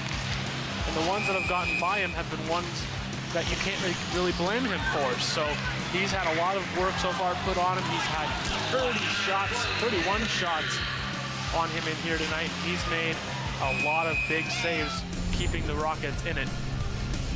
Absolutely, and that's the crazy thing is he made, like, some of the goals he let in, you can't blame him for, but some of the saves that he made, if those went in, you can't blame him for those either. Just some stellar play from him, and just the goals on both ends, both teams working really hard in this period. Nationals once again coming out 2 quick goals, making a 4-1 lead. Rockets coming back again later in the period as well to at least bring it back to a 2-1 2-goal game, as the Nationals offense, it just continues to roll tonight.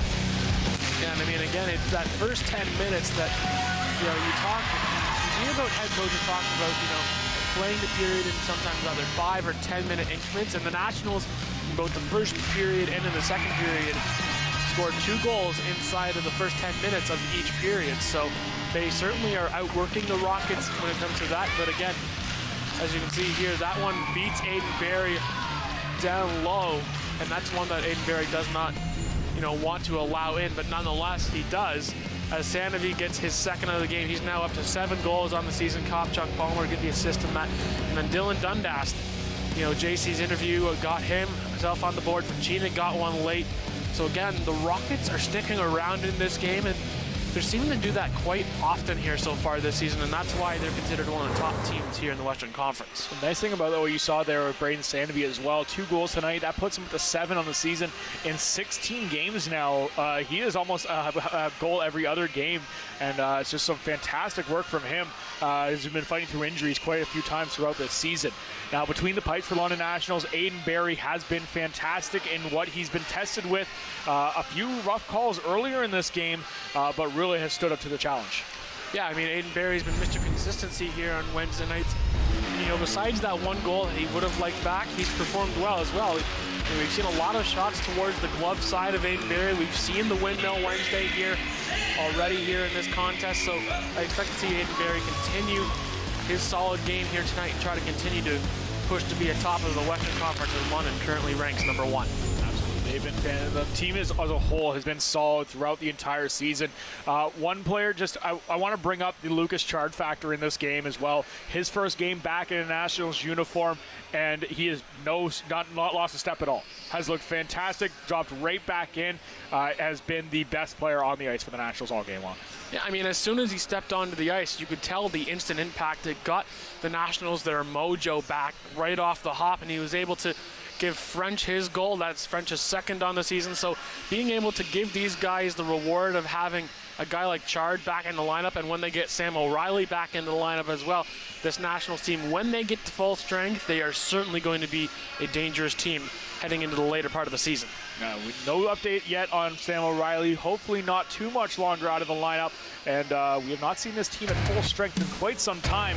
It'll be very interesting to see if they're able to top what they're doing tonight. As they lead 4-2 over the Strathroy Rockets, you're watching the London Bruin Club Nationals hockey on Rogers TV.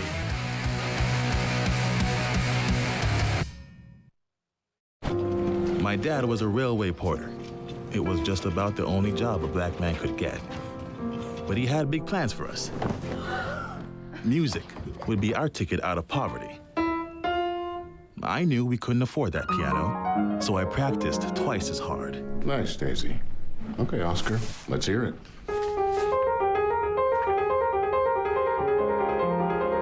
Turns out, I wasn't half bad. Then I found jazz, or it found me. It wasn't all easy, though. I faced a lot of hate, but I found my stage. They call me the man with 4 hands. Well, I don't know about that, but let's see how far this ticket takes me. From Montreal to Carnegie Hall and far beyond, Oscar Peterson became one of the most recorded and celebrated jazz musicians of all time.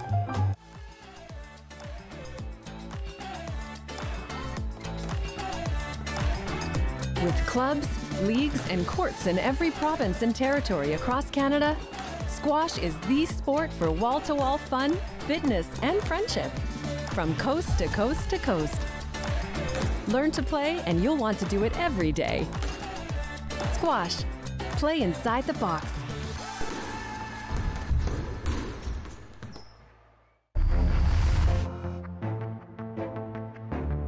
Did you know all the camera operators for tonight's game are volunteers? Rogers TV volunteers learn the skills needed to put on a show, including camera, audio, graphics, and more. If you're interested, visit rogerstv.com/volunteer to sign up. Taking a look at our Paul Duarte and Associates shots on goal after 40 minutes of play. 18-6 were the totals in the second period for the London Nationals, leading us to a 31-19 total overall. And we take a look at our next contest as the Sarnia Legionnaires are in town to take on the London Nationals in what should be a stellar contest as one of the rivals comes into town. Taking a look at our third period, as always, brought to you by Collins Clothiers. Now as we get set here for our third period, we are on hat trick watch. Braden Sandovi has been fantastic all day, all game tonight, picking up 2 goals so far. Just right place, right time on the first one, and then throwing the changeup on net here on the second goal. Yeah, I mean, I talked about off the hop how on that shot, it looked like he didn't get all of it, which he did on purpose, because we saw Grover slide over just a little bit too far. So he expected on that play for Sandovi to throw all of his full strength onto that shot. And as a forward, that's sometimes the right idea, because the goalie's expecting you to come hard with the shot. And again, you talked about, the fastball. When you throw the changeup, it sometimes works too. And on that play for Sandovi, he got rewarded. As we're now just waiting for the Strathroy Rockets to come out of the room as they are stepping onto the ice to get ready for period number 3. And they've had a good game in here tonight. I mean, besides them giving up the 4 goals, which has not been the fault of Grover, who has played exceptional in here tonight, they can still try to climb their way back into this game. Only down 2, so it's just chip away and try to limit the damage that London has done inside the first 10 minutes of both period number 1 and period number 2, where they've gotten all 4 of their goals inside the first 10 minutes of both of those 2 10-minute sections. I think the other thing that's hurting them right now as well has been their first 5 minutes of each period. The Nationals have just taken the ice and completely tilted it in their favor, and the Rockets have come out extremely flat to start both periods here. They need a much stronger start here, and it's going to be tough when you start on the penalty kill. Face-off scrummed, ends up on the stick of Rylan Bowers. Bowers up to the blue line, crosses it, loses the puck quickly. Hogarth has a chance now. He'll come back the other way for the Rockets. Turns back, just ends up waiting on it. Just loose backhand right into the front of the net. Over to Wood. Wood has to deke his way through 4 Rockets players. Just rims it around the boards over to Julian on the far side. Julian back to the blue line to McGowan. Back over to Julian again. Julian can't quite handle it. Gets a little help from Wood as they put it behind the net. And Lucas Char hangs on to it. Over to Julian. Julian, nice little move over to McGowan. To Bowers. Bowers waits, puts it down low. Chard can't handle the pass. He'll collect the puck now, though, and bring it behind the net. Tries to do a little bit of the Michigan there. Can't quite get it up in time as he just ends up taking a big hit. Puck sent down the length of the ice. 4 seconds left on the power play. McGowan, he'll streak out.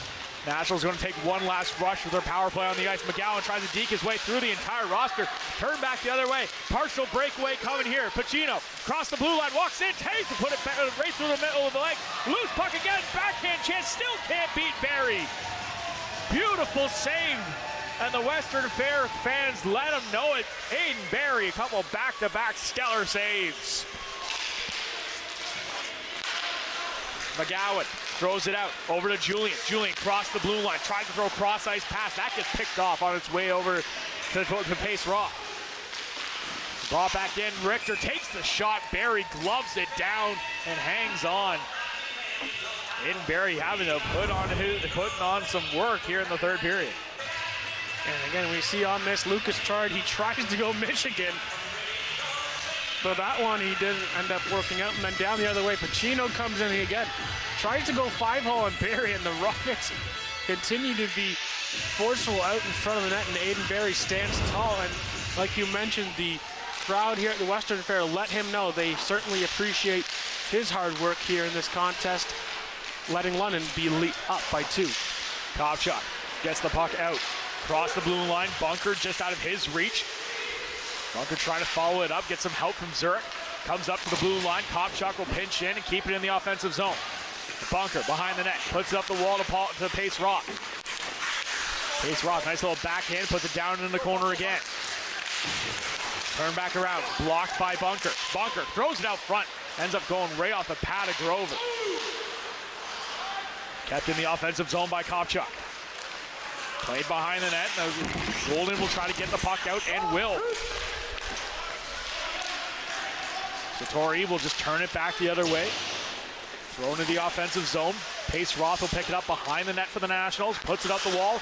Picked up right at the blue line by Cameron. As he tries to put it down in the corner. Stolen by Pace Roth and sent back the other way. Pace Roth gets it to the blue line, but that gets a little extra move, a bit too much, as it forces Dundas offside. And again, we talked about how the first 5 minutes are crucial here in this third period for the Strathroy Rockets to try to limit the Nationals from getting any scoring opportunities. Now shots now read 32-22 in favor of London. Thompson wins that face-off cleanly. Puck sent up the wall just out of the reach of Milne. But it'll end up staying, no icing on the play, but the puck will be cleared out into the netting. They'll have a face-off in the Rocket zone. And I like the London D tonight that they've been very active in trying to get shots towards the net, as we've seen Heggie try to throw it around Kopchuk as well. Owen McGowan had a good slap shot from pretty much the top of the face-off circle. So London's doing a good job of getting it back to their D and trying to beat the long game and try to get long shots onto the net and try to beat Grover. Face-off down low. Sanity can't quite get a hold of it. The Rockets will. Pouncing puck ends up going off the back of the line. Gets up to the blue line. Brought back out by Faulkner. Rockets try to get possession, but the bouncing puck stays back in the National fence. Over to Thompson. Thompson across the blue line. He tries to break his way through both Faulkners. They get the steal, bring it across the blue line. Brendan Faulkner, he gets his pocket pick. Long cross-ice pass, goes off the shin pad of Milne, ends up on the stick of Thompson though. Thompson across the blue line. He's going to try to work his way down low. Thompson still holds on, takes a shot, sharp angle, and it finds its way through Grover. And it's in the back of the net.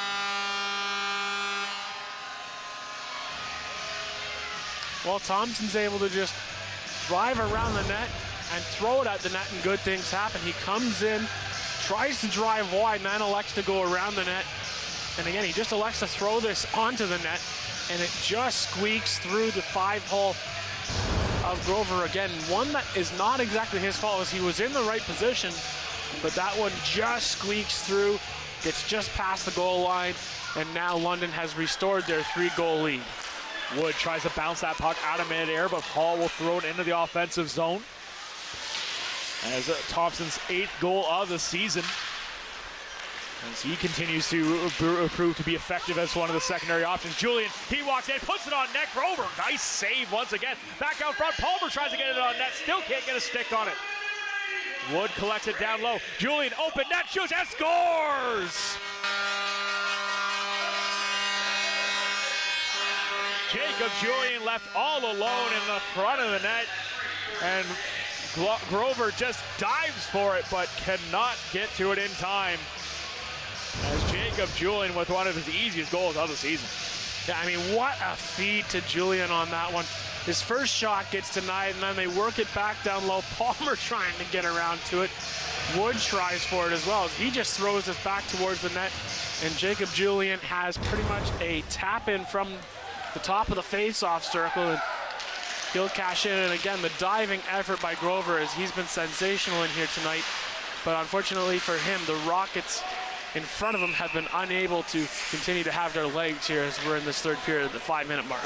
Jacob Julian continues his team-leading 19th of the season in this 21 games.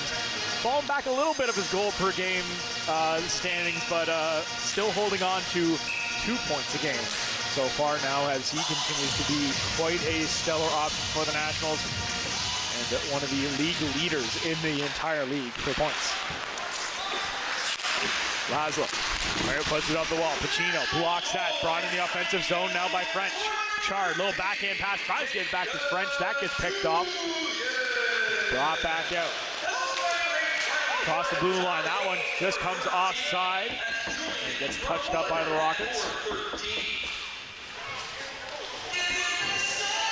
Rockets on that one.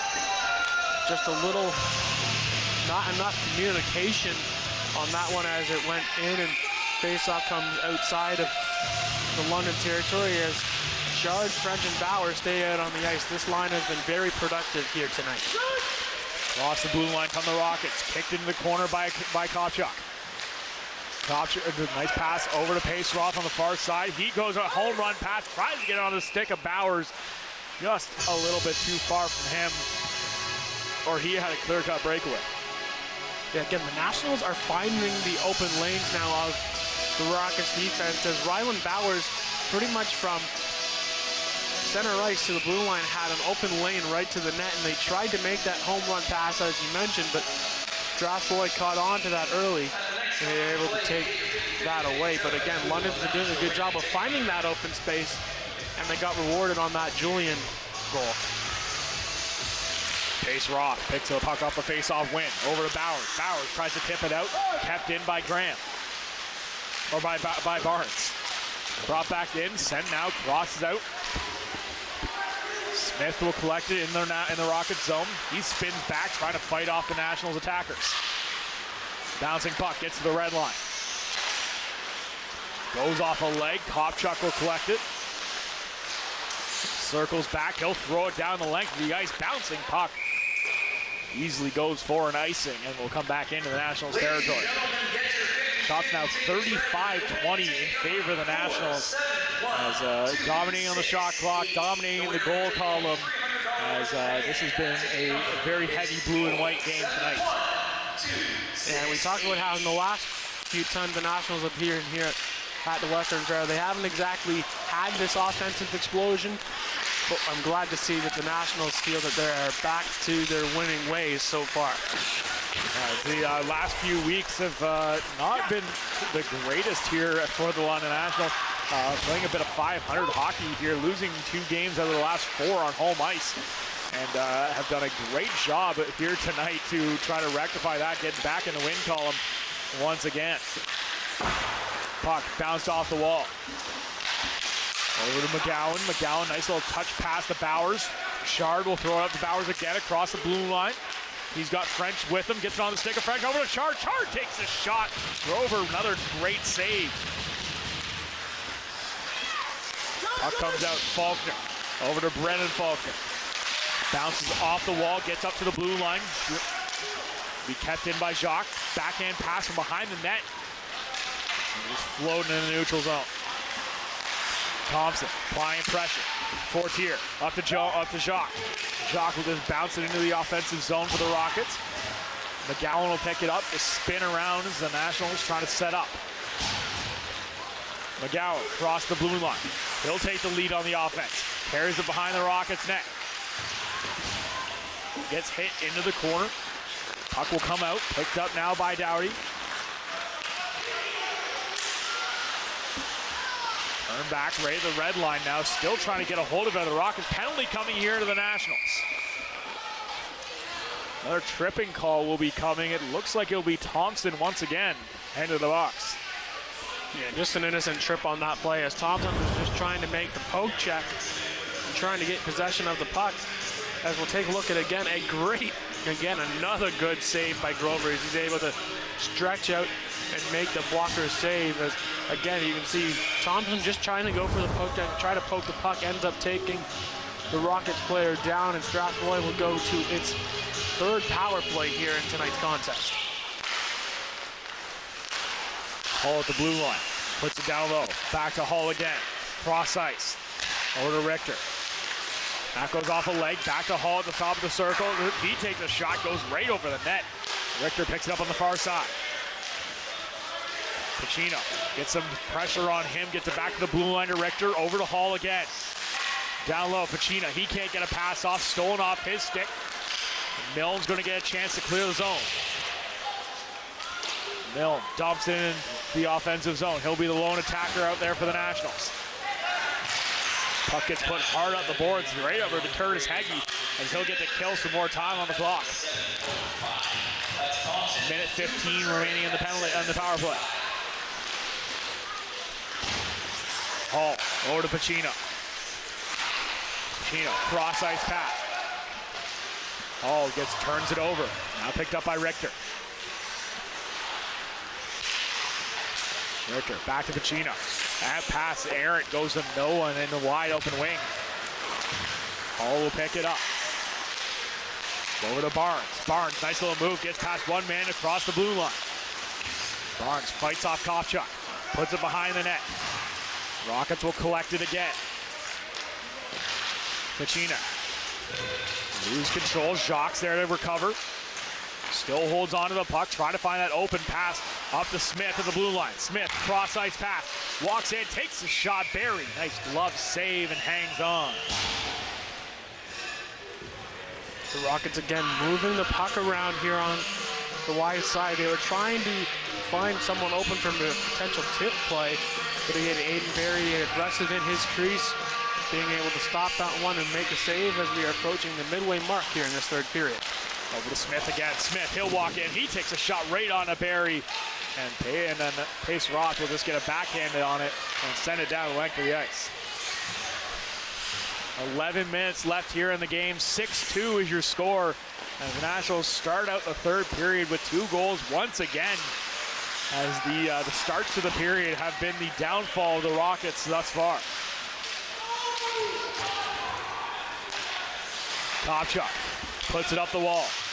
Gets it over to Dundas. Now brought out. Here comes Wood. Wood, one man to beat. He gets some support. Tries to throw it over to Dundas. Fans on the pass. Put it back out front. Still can't hold on. Pace Roth takes a shot. That he fans on. Puck flipped into the neutral ice.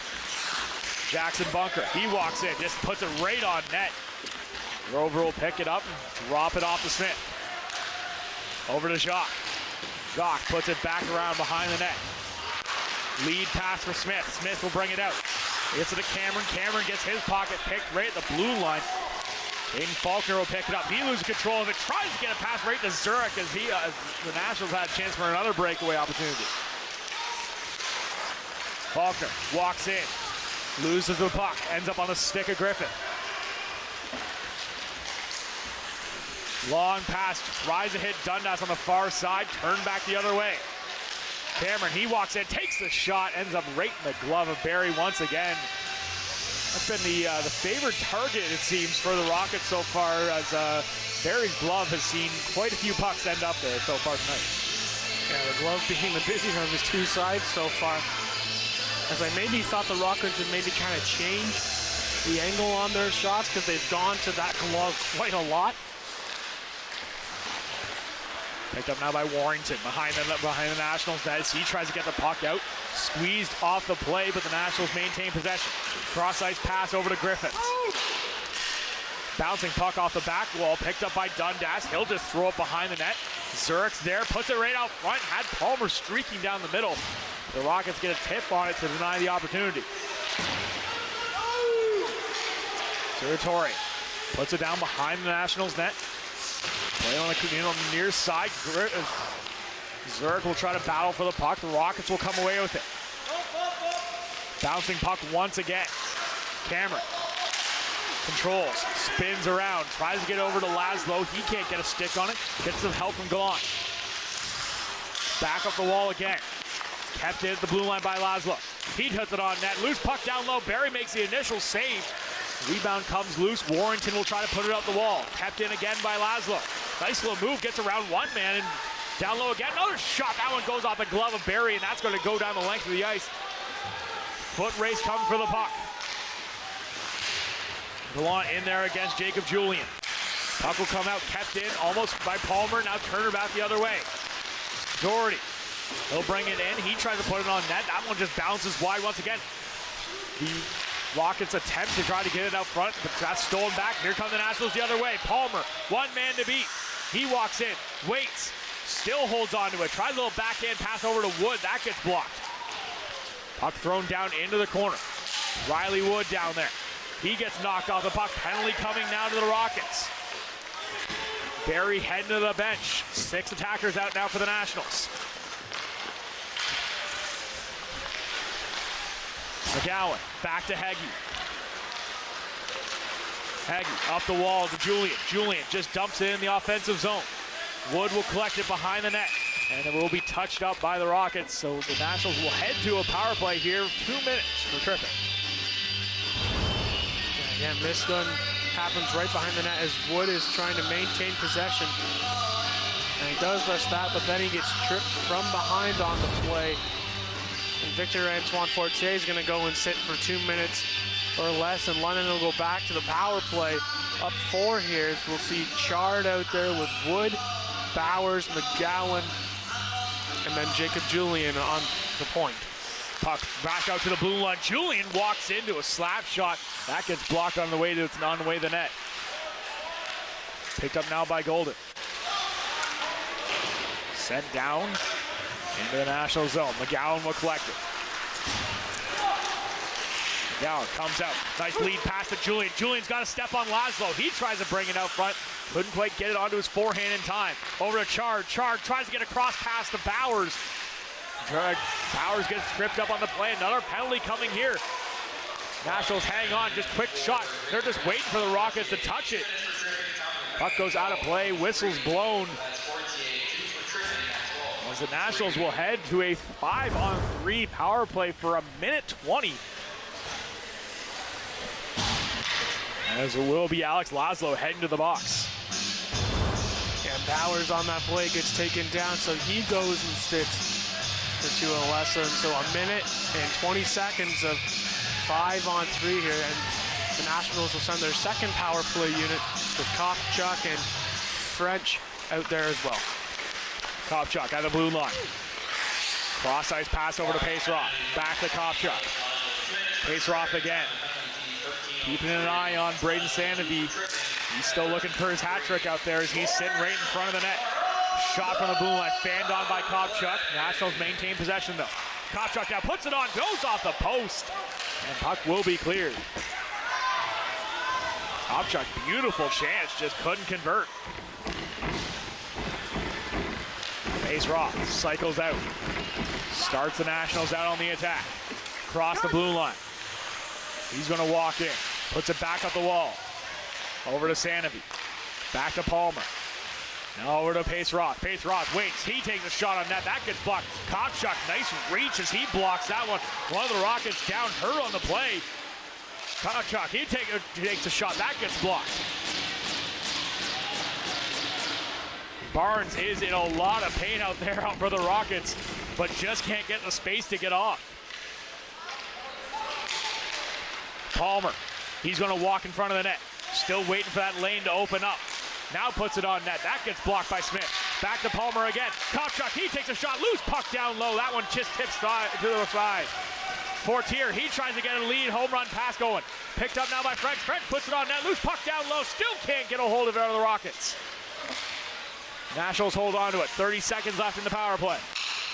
Winds up. Fired again by Palmer. That one just whistles wide. And the Rockets penalty killers are finally going to get the change they've been dying for. Bouncing puck, empty net opportunity, no one there, walks in, and a big save by Barry. Pacina, huge chance to give some life to the Rockets, but couldn't get anything going. As Barry, diving play, makes the save. Probably his best save of the night. Yeah, opportunity back and forth as this is just a commitment play by Barnes. The shot from Paceroff, that one certainly stings, and you can see that he certainly felt that one as he could not get off the ice, and then a bit of a giveaway and a golden scoring opportunity there for Pacina. And once again, Aiden Barry having to come back from where he was as he was trying to make a play on that puck, and Pacina gets robbed by Aiden Barry. Puck comes out, bounces off a leg. Kept in again, bouncing puck. Nationals will pick it up. McGowan looking for that pass, gets it over to Dundas. Dundas all alone. Dundas walks in, takes a shot, goes off the iron. Puck goes cross ice, finds Dundas once again on the far side. He's going to put it on net. That goes off a leg. Zurich couldn't get a stick on it either. Turn back around, coming the other way. Here comes Goulden. He takes a shot. Barry just flashes the glove once again. As you said, the Rockets need to learn to stop shooting there, but the lesson not sinking in too well. And again, Dylan Dundas, this is about the third breakaway that he's had here in tonight's contest, and on that one, Grover makes a save. And you're right, the scouting report, I would think now at this rate, is to avoid the glove side of Aiden Berry, as he's got that thing working right now. Palmer floats the backhand into the neutral zone. Picked up on the far side by Smith. Brought back out, Gallant will collect it. He'll bring it across the blue line. Nice little drop pass to Cameron, sent around. Picked up on the near side now. Backhand chance down low. Gets up to the blue line, out of the zone. Wood can't get a piece of it. That does get thrown by Smith out of play as it catches the netting.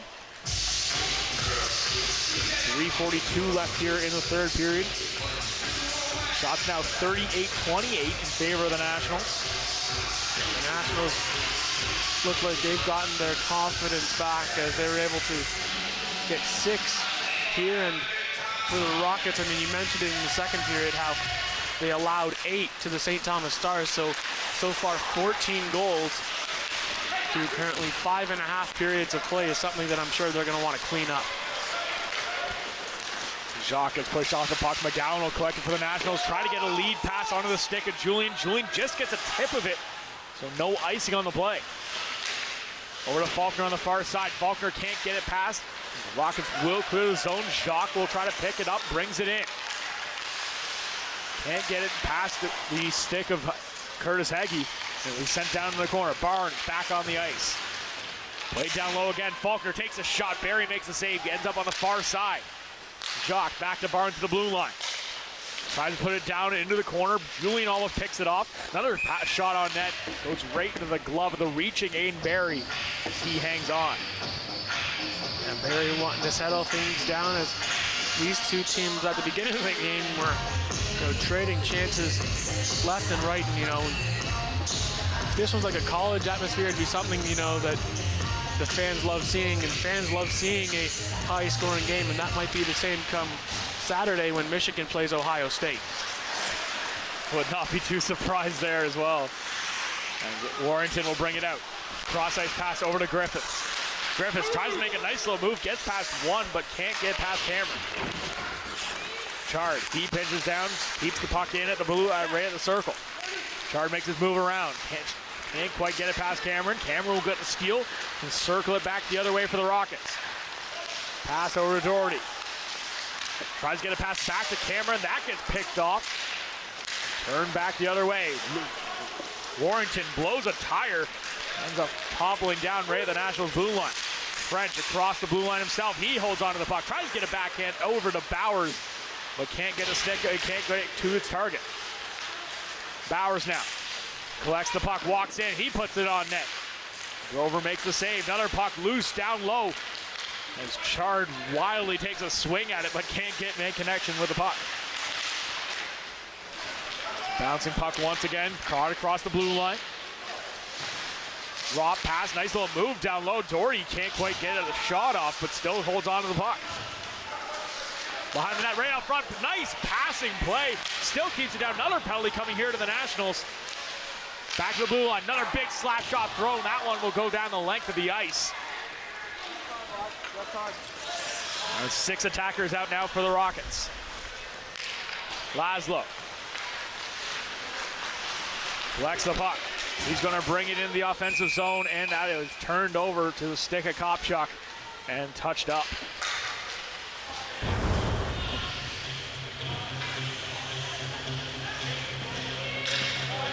Cross-checking is the call.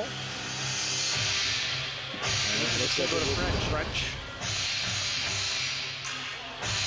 Central into the box again happens kind of right in front of the net, and so Strathroy will close out this game with a power play. They'll have 1 minute and 13 seconds to try to capitalize on that.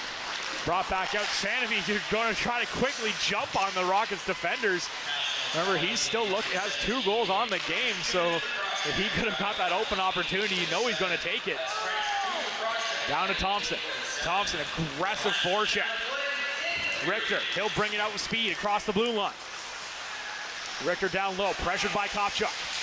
Still holds on to the puck.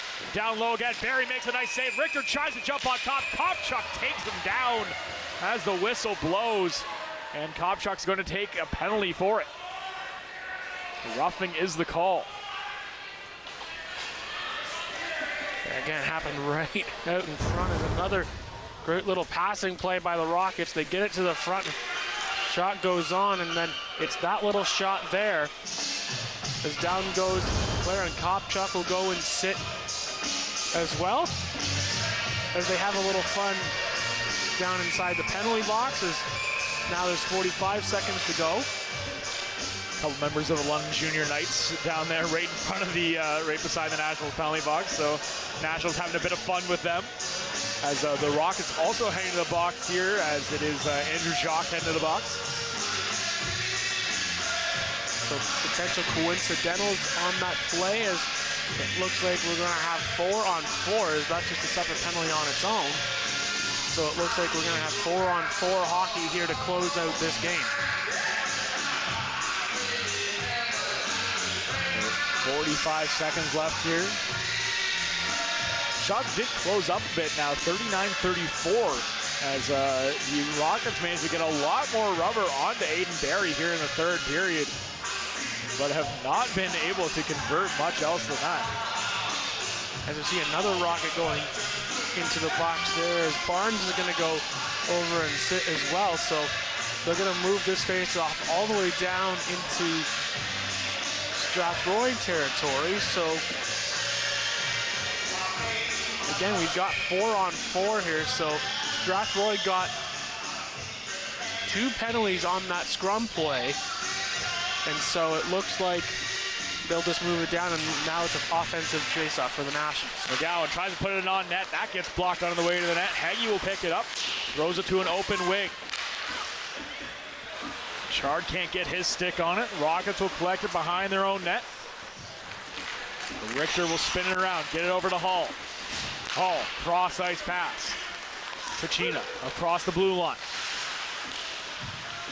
Spins back around again, throws it behind the net. Hall will pick it up. Back out front, tries to get a one-timer, but that gets blocked. Here comes Wood the other way for the Nationals. 10 seconds left, chance for one last play. Over to McGowan, McGowan walks in, he takes a shot. Another save by Grover. Puck comes out of here again, Wood, he takes a shot. Grover, another save in tight, and that'll do it.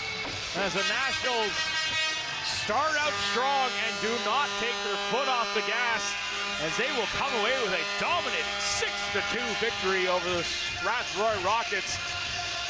We will be back with our final thoughts and the 3 stars here on the London Brewing Co-op Nationals Hockey on Rogers TV.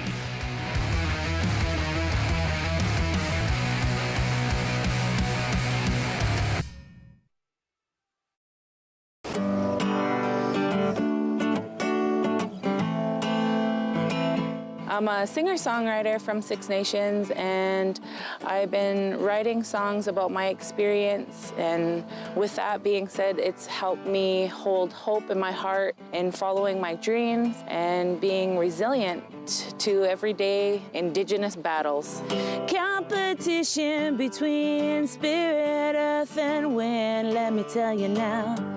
This song in particular, The Shiner, is a special song that I wrote for my grandfather. He was a snow snake maker, and that is a Haudenosaunee winter sport. It's my job to educate and to share, and the music allows me to do that. He'll be shining snow snakes and mudcats to the end of his days.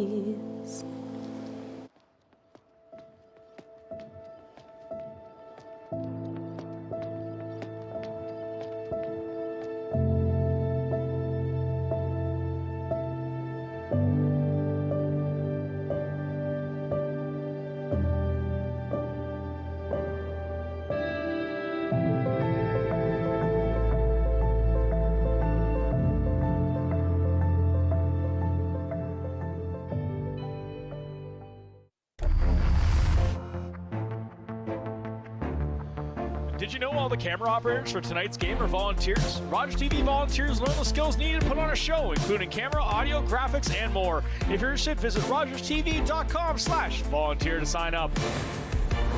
Back here at the Western Fair Sports Center, 6-2 is your final in favor of the London Nationals, as just a smothering display by the Nationals offensively. The Rockets put up a fight in the end, but just could not solve Aiden Barry. Yeah, I mean, it was on an offensive onslaught by the Nationals, and they did the majority of the work inside the first 5 to 10 minutes of each of all three periods here tonight. So certainly something that head coach Dave Matsos has preached is, start the periods on time, work hard early on to try to assert your control in the game, and London certainly did that. They dominated that third period, and that's why they were able to get the 2 points they needed to increase their cushion for first place in the West. A near perfect game for the Nationals, and as for the Rockets, a little bit of work to do as they will be struggling for that third place spot. As we send down to Jaci for our 3 stars. Jaci? Thanks so much, Kyla and Jeremy. And with that, the London Nationals wrap up tonight's game with a 6-2 victory over the Strathroy Rockets, winning the season series so far until they face off against each other again on December 10th as we head into our 3 stars of the game. Our 3rd star tonight, Dylan Dundas. Our 2nd star of the game is Jacob Julian. And our 1st star of the game is Braden Sanavy. We will see you next Wednesday when the London Nationals face off against the Strathroy Rockets at 7 p.m. Pardon me, the starting to Legionnaires at 7 p.m. Thanks so much for tuning in this evening from Kyle, Jeremy, myself, and the crew. We'll see you next week.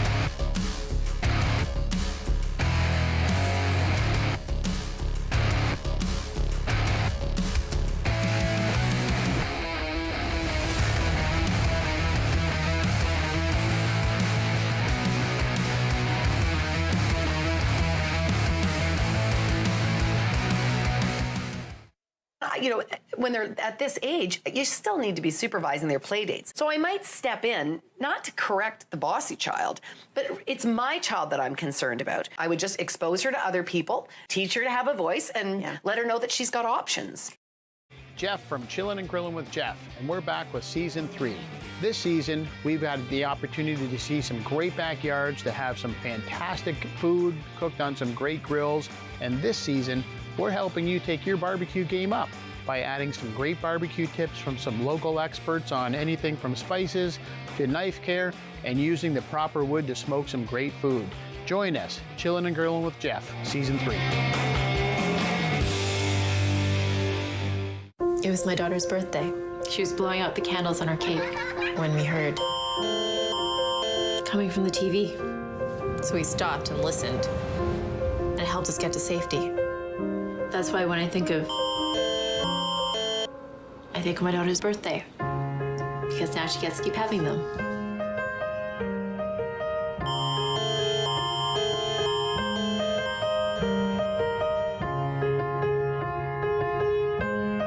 The Great Lakes region, when considering both Canada and the United States, is the primary water source for how many people? A, 10 million, B, 100 million, C, 40 million, or D, 75 million. The Great Lakes are invaluable as they are a source of drinking water for more than 40 million people in the United States and Canada. Why are we seeing more issues of algae bloom in our Great Lakes than elsewhere in Ontario? Specifically Lake Erie, even compared to Lake Superior. So Lake Superior is much bigger, deeper, colder. So by its nature, isn't as beneficial for algae to grow there. They did have an algal bloom there a couple of years ago, which was a big alarm bell that you can have an algal bloom in a lake that shouldn't experience that due to its physical properties. So there's now been some focus and attention as to why did that happen in Lake Superior, where we wouldn't expect it. In Lake Erie, as I said, it's warm, it's shallow. We have a history of a lot of excess nutrients ending up in Lake Erie because this basin is very populated, right? It's Lake Erie provides drinking water for 11 million people. So that gives you an idea of how many people are living around the area. And every action we take, right, our drinking water plants, our water treatment, our industry, our agriculture adds to those nutrients that end up in the lake. And then you look at the physical factors of Lake Erie. And then we also have legacy phosphorus. So anything that's tied up within the sediment as well can add to that as well. The other thing we are seeing is that there are algal blooms in some of our inland northern lakes, and they're seeing it as well in inland lakes in Michigan. And it seems to be even in China, right? They're seeing these increase in algal blooms in this specific type of algae. So there's some really cool folks that are doing research on, what is it about this specific type of algae that seems to be thriving in these conditions? And a lot of it is coming down to climate change, and that this specific species of algae is a very good generalist. So it's very good at adapting to this changing climate that we're seeing. So it's outcompeting some of the more native photosynthetic organisms that we would normally see. So though we get a lot of attention in Lake Erie, the algal blooms are a problem in some of our inland lakes as well. Oh, okay. Well, you actually touched on my next question, which was about climate change and if that's affecting the abundance and the presence of it. So that's truly interesting. The whole idea, like the warmer, wetter, wilder, right, is what we hear about climate change. And when we experience those big spring storms, and that the nutrients that are delivered in the spring, that's what feeds the algae. So the models that come out of Ohio, so they have models that predict how severe an algal bloom will be based on how much phosphorus is delivered in the spring. And that is very much dependent on how much rain and how big and intense those rainstorms are. So that's another part of climate change that can have an impact is the delivery of the nutrients to the Great Lakes. I know there's a connection of algae blooms and like phosphates and how we're having some runoff from our agricultural fields and fertilizers leaving our crops and going into the water. But as someone who works in stewardship for St. Clair Region Conservation Authority and yourself, I know working with farmers and large landowners is vital in providing cost-sharing programs for different best management practices that keep those fertilizers on our fields. Like cover crops and stuff like that. Is there anything you wanted to add on in terms of Essex region and your experience with working with farmers? When we look at land use, so agriculture is the biggest land use, and they're the biggest user of nutrients. So, when you look at the data, the data says that non-point source runoff coming from agriculture is the biggest source of nutrients. And what I always think is a really important message to get across is that it's not because the farmers are doing the wrong thing. It's not that farmers are out there using excess nutrients. They don't want to do that. It costs them money. They don't want to lose their nutrients. So if you think about every farmer, when they're applying their fertilizer, is losing a very small percentage of the fertilizer that they apply to the environment. But when you add that all up, it adds up to something larger. So what we find with our farmers is that they're interested and they want to do these actions, right? And we offer lots of cost share programs. We do cover crops as well, and the idea behind cover crops is that you keep living plant with roots in the ground, so that's using up the phosphorus, but it's also holding back water from running off. So you're stopping that collection of sediment off the land and running into the water. We do crop nutrient plans, so trying to get folks doing more soil sampling so that you're putting your nutrients on at the right rates, promoting that 4R stewardship, right rate, right place, right time, right source. And, really those sorts of like tree plantings are super important, riparian vegetation, windbreaks, all of those things really add up to good stewardship practices. In addition to some of the stewardship actions that we do with farmers, conservation authorities are also partners in some larger programs. So there's a bunch of us that are partners in the provincial on-farm program, as well as the federal Living Lab program. And both of those work at bringing scientists together with farmers and doing good co-developed science to help us better understand how those stewardship actions are impacting water quality and soil health. You touched on like habitat improvement projects, so wetlands and tree planting, then those things really help filter nutrients and hold the soil onto the ground. Katie, I was wondering if you could touch on other issues facing our Great Lakes today. So now that we're aware of algae blooms, what else can we prepare ourselves for and help protect our Great Lakes? There's a document called the Great Lakes Water Quality Agreement, and that is an agreement between Canada and the US that came into being in the 1970s, when the state of Lake Erie was really quite bad. And it was signed into agreement by, by the president and the prime minister at the time. And the Great Lakes Water Quality Agreement undergoes updates from time to time. And within that document, there are several different annexes that help us look at each of the issues facing the Great Lakes. So some of those things are algal blooms and nutrients. We also look at chemicals of mutual concern. So those would be any emerging or problematic persistent chemicals that exist. And in the US, they're looking at things like PFAS, which is things that are present in flame retardant. So that is, a chemical that's contaminating their water courses there. We look at discharge from vessels. So that is a route for invasive species, which is another problematic concern.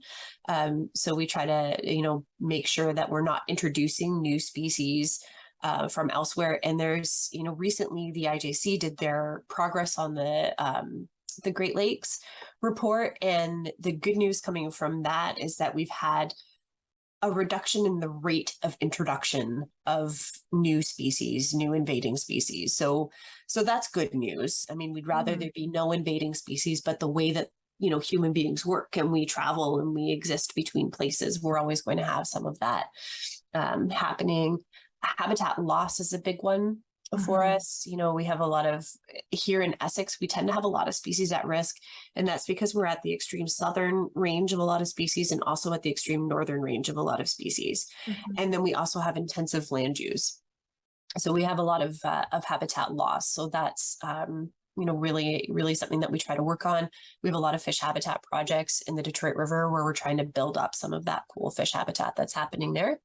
And of course, climate change is a big thing that's affecting everybody and really hard to tackle, right? And just the different elements of climate change, looking at lake levels, lake temperatures, all of that sort of thing. Yeah, and I just have two more questions for you, Katie. Sure. Do you think the Great Lakes can overcome the challenges that we've discussed today? That's a big question. It is a big question. And, I have to say yes, right? I mean, the environment is resilient and it will always find a way to move forward, right? And it's how we adapt to it and how we mitigate our actions that affect the water around us and the species that use the water around us. So when the IJC looks at the progress, they look at, is the condition of the Great Lakes fair, poor, good? Is it improving, degrading, not changing? Some of our Great Lakes are in less good condition than others, but, they're sort of reaching this kind of steady state in a lot of places, and we know how to improve it in other ways. So if we keep going in that direction, then, I think, we can move forward and we can do a good job for our Great Lakes. Yeah, I agree. And I like to think that different educational opportunities like discussing here today definitely helps people learn about not just the Great Lakes, but the issues facing it and how we can help out as individuals. So touching on that, do you have anything to add on how we as individuals can help our Great Lakes? I think really what's important, is find the actions that you can do, right? If you try to do everything, and if you try to do something really big, you might be disappointed in how that goes or how challenging that is.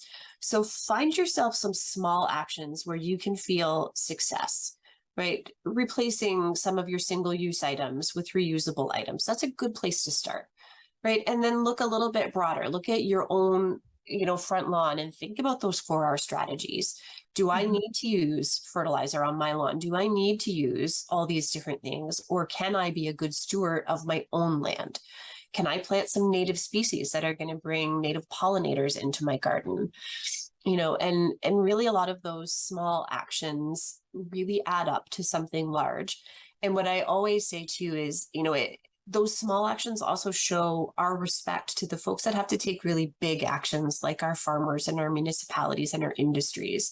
So when we take those little actions, we show respect to the people that have to make really, really big actions. I like that. And I lied. I have one more question, and I think the most important of them all. What is your favorite Great Lake? Oh, that's a good question. I love Lake Erie. I grew up here. I didn't connect with Lake Erie as much when I was young as I do now. But I love the community around Lake Erie.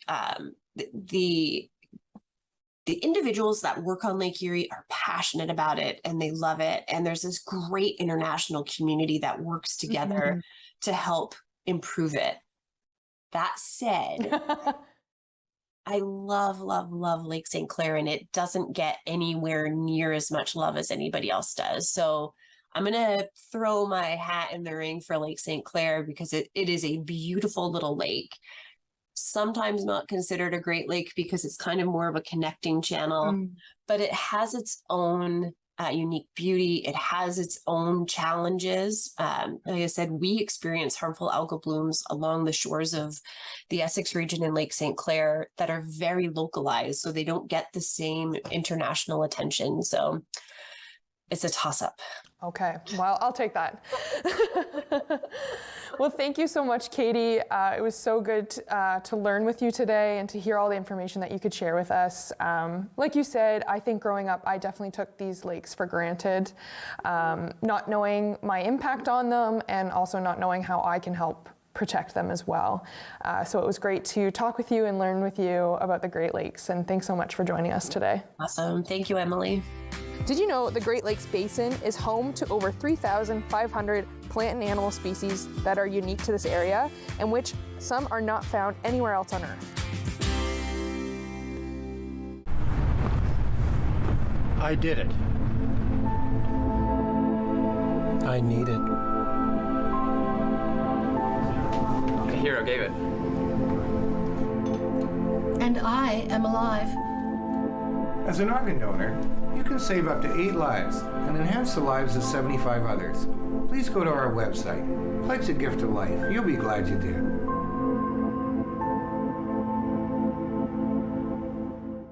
Leonard Thompson, 13 years old, diabetes mellitus, 65 pounds. Starve the child to let them live. The treatment's as cruel as the disease. It's a death sentence. Dr. Banting. This could be it. He's the first to receive this trial. But will it save him?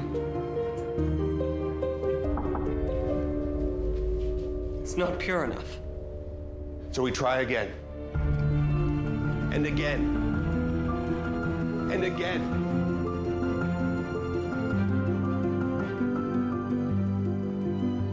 Before the discovery of insulin, diabetes was a death sentence.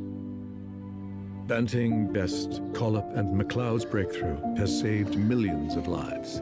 Leonard Thompson's was the first. Did you know the Great Lakes Basin is home to over 3,500 plant and animal species that are unique to this area, and which some are not found anywhere else on Earth? Thanks for joining me and learning all about our Great Lakes and water quality with Katie. Do you have a favorite Great Lake? Reach out to me on Facebook, Instagram, or Twitter and let me know your favorite lake. Until next time, see you in nature.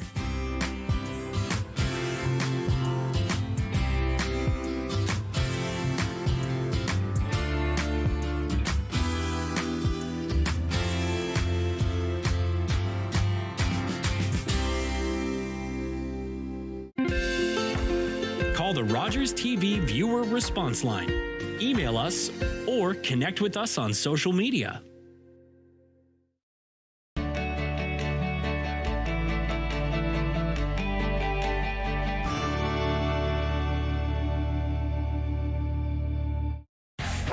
Okay, everybody stay very still. Watch all new episodes of Hudson and Rex, Sundays. So what do you do exactly? I'm a detective. I'm a forensicist. I'm sort of like a cyber detective. Cyber detective. The bark plus the bite equals one great night. Hudson and Rex, all new, Sundays 8/7 Central on City TV or stream on City TV Plus, the app, or citytv.com.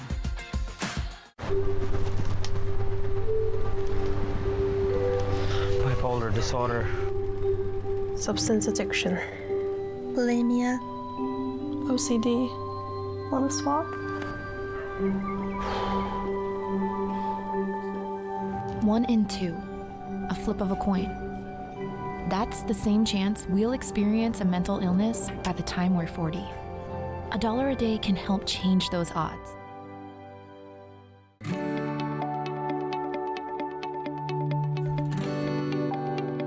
You're watching Rogers TV.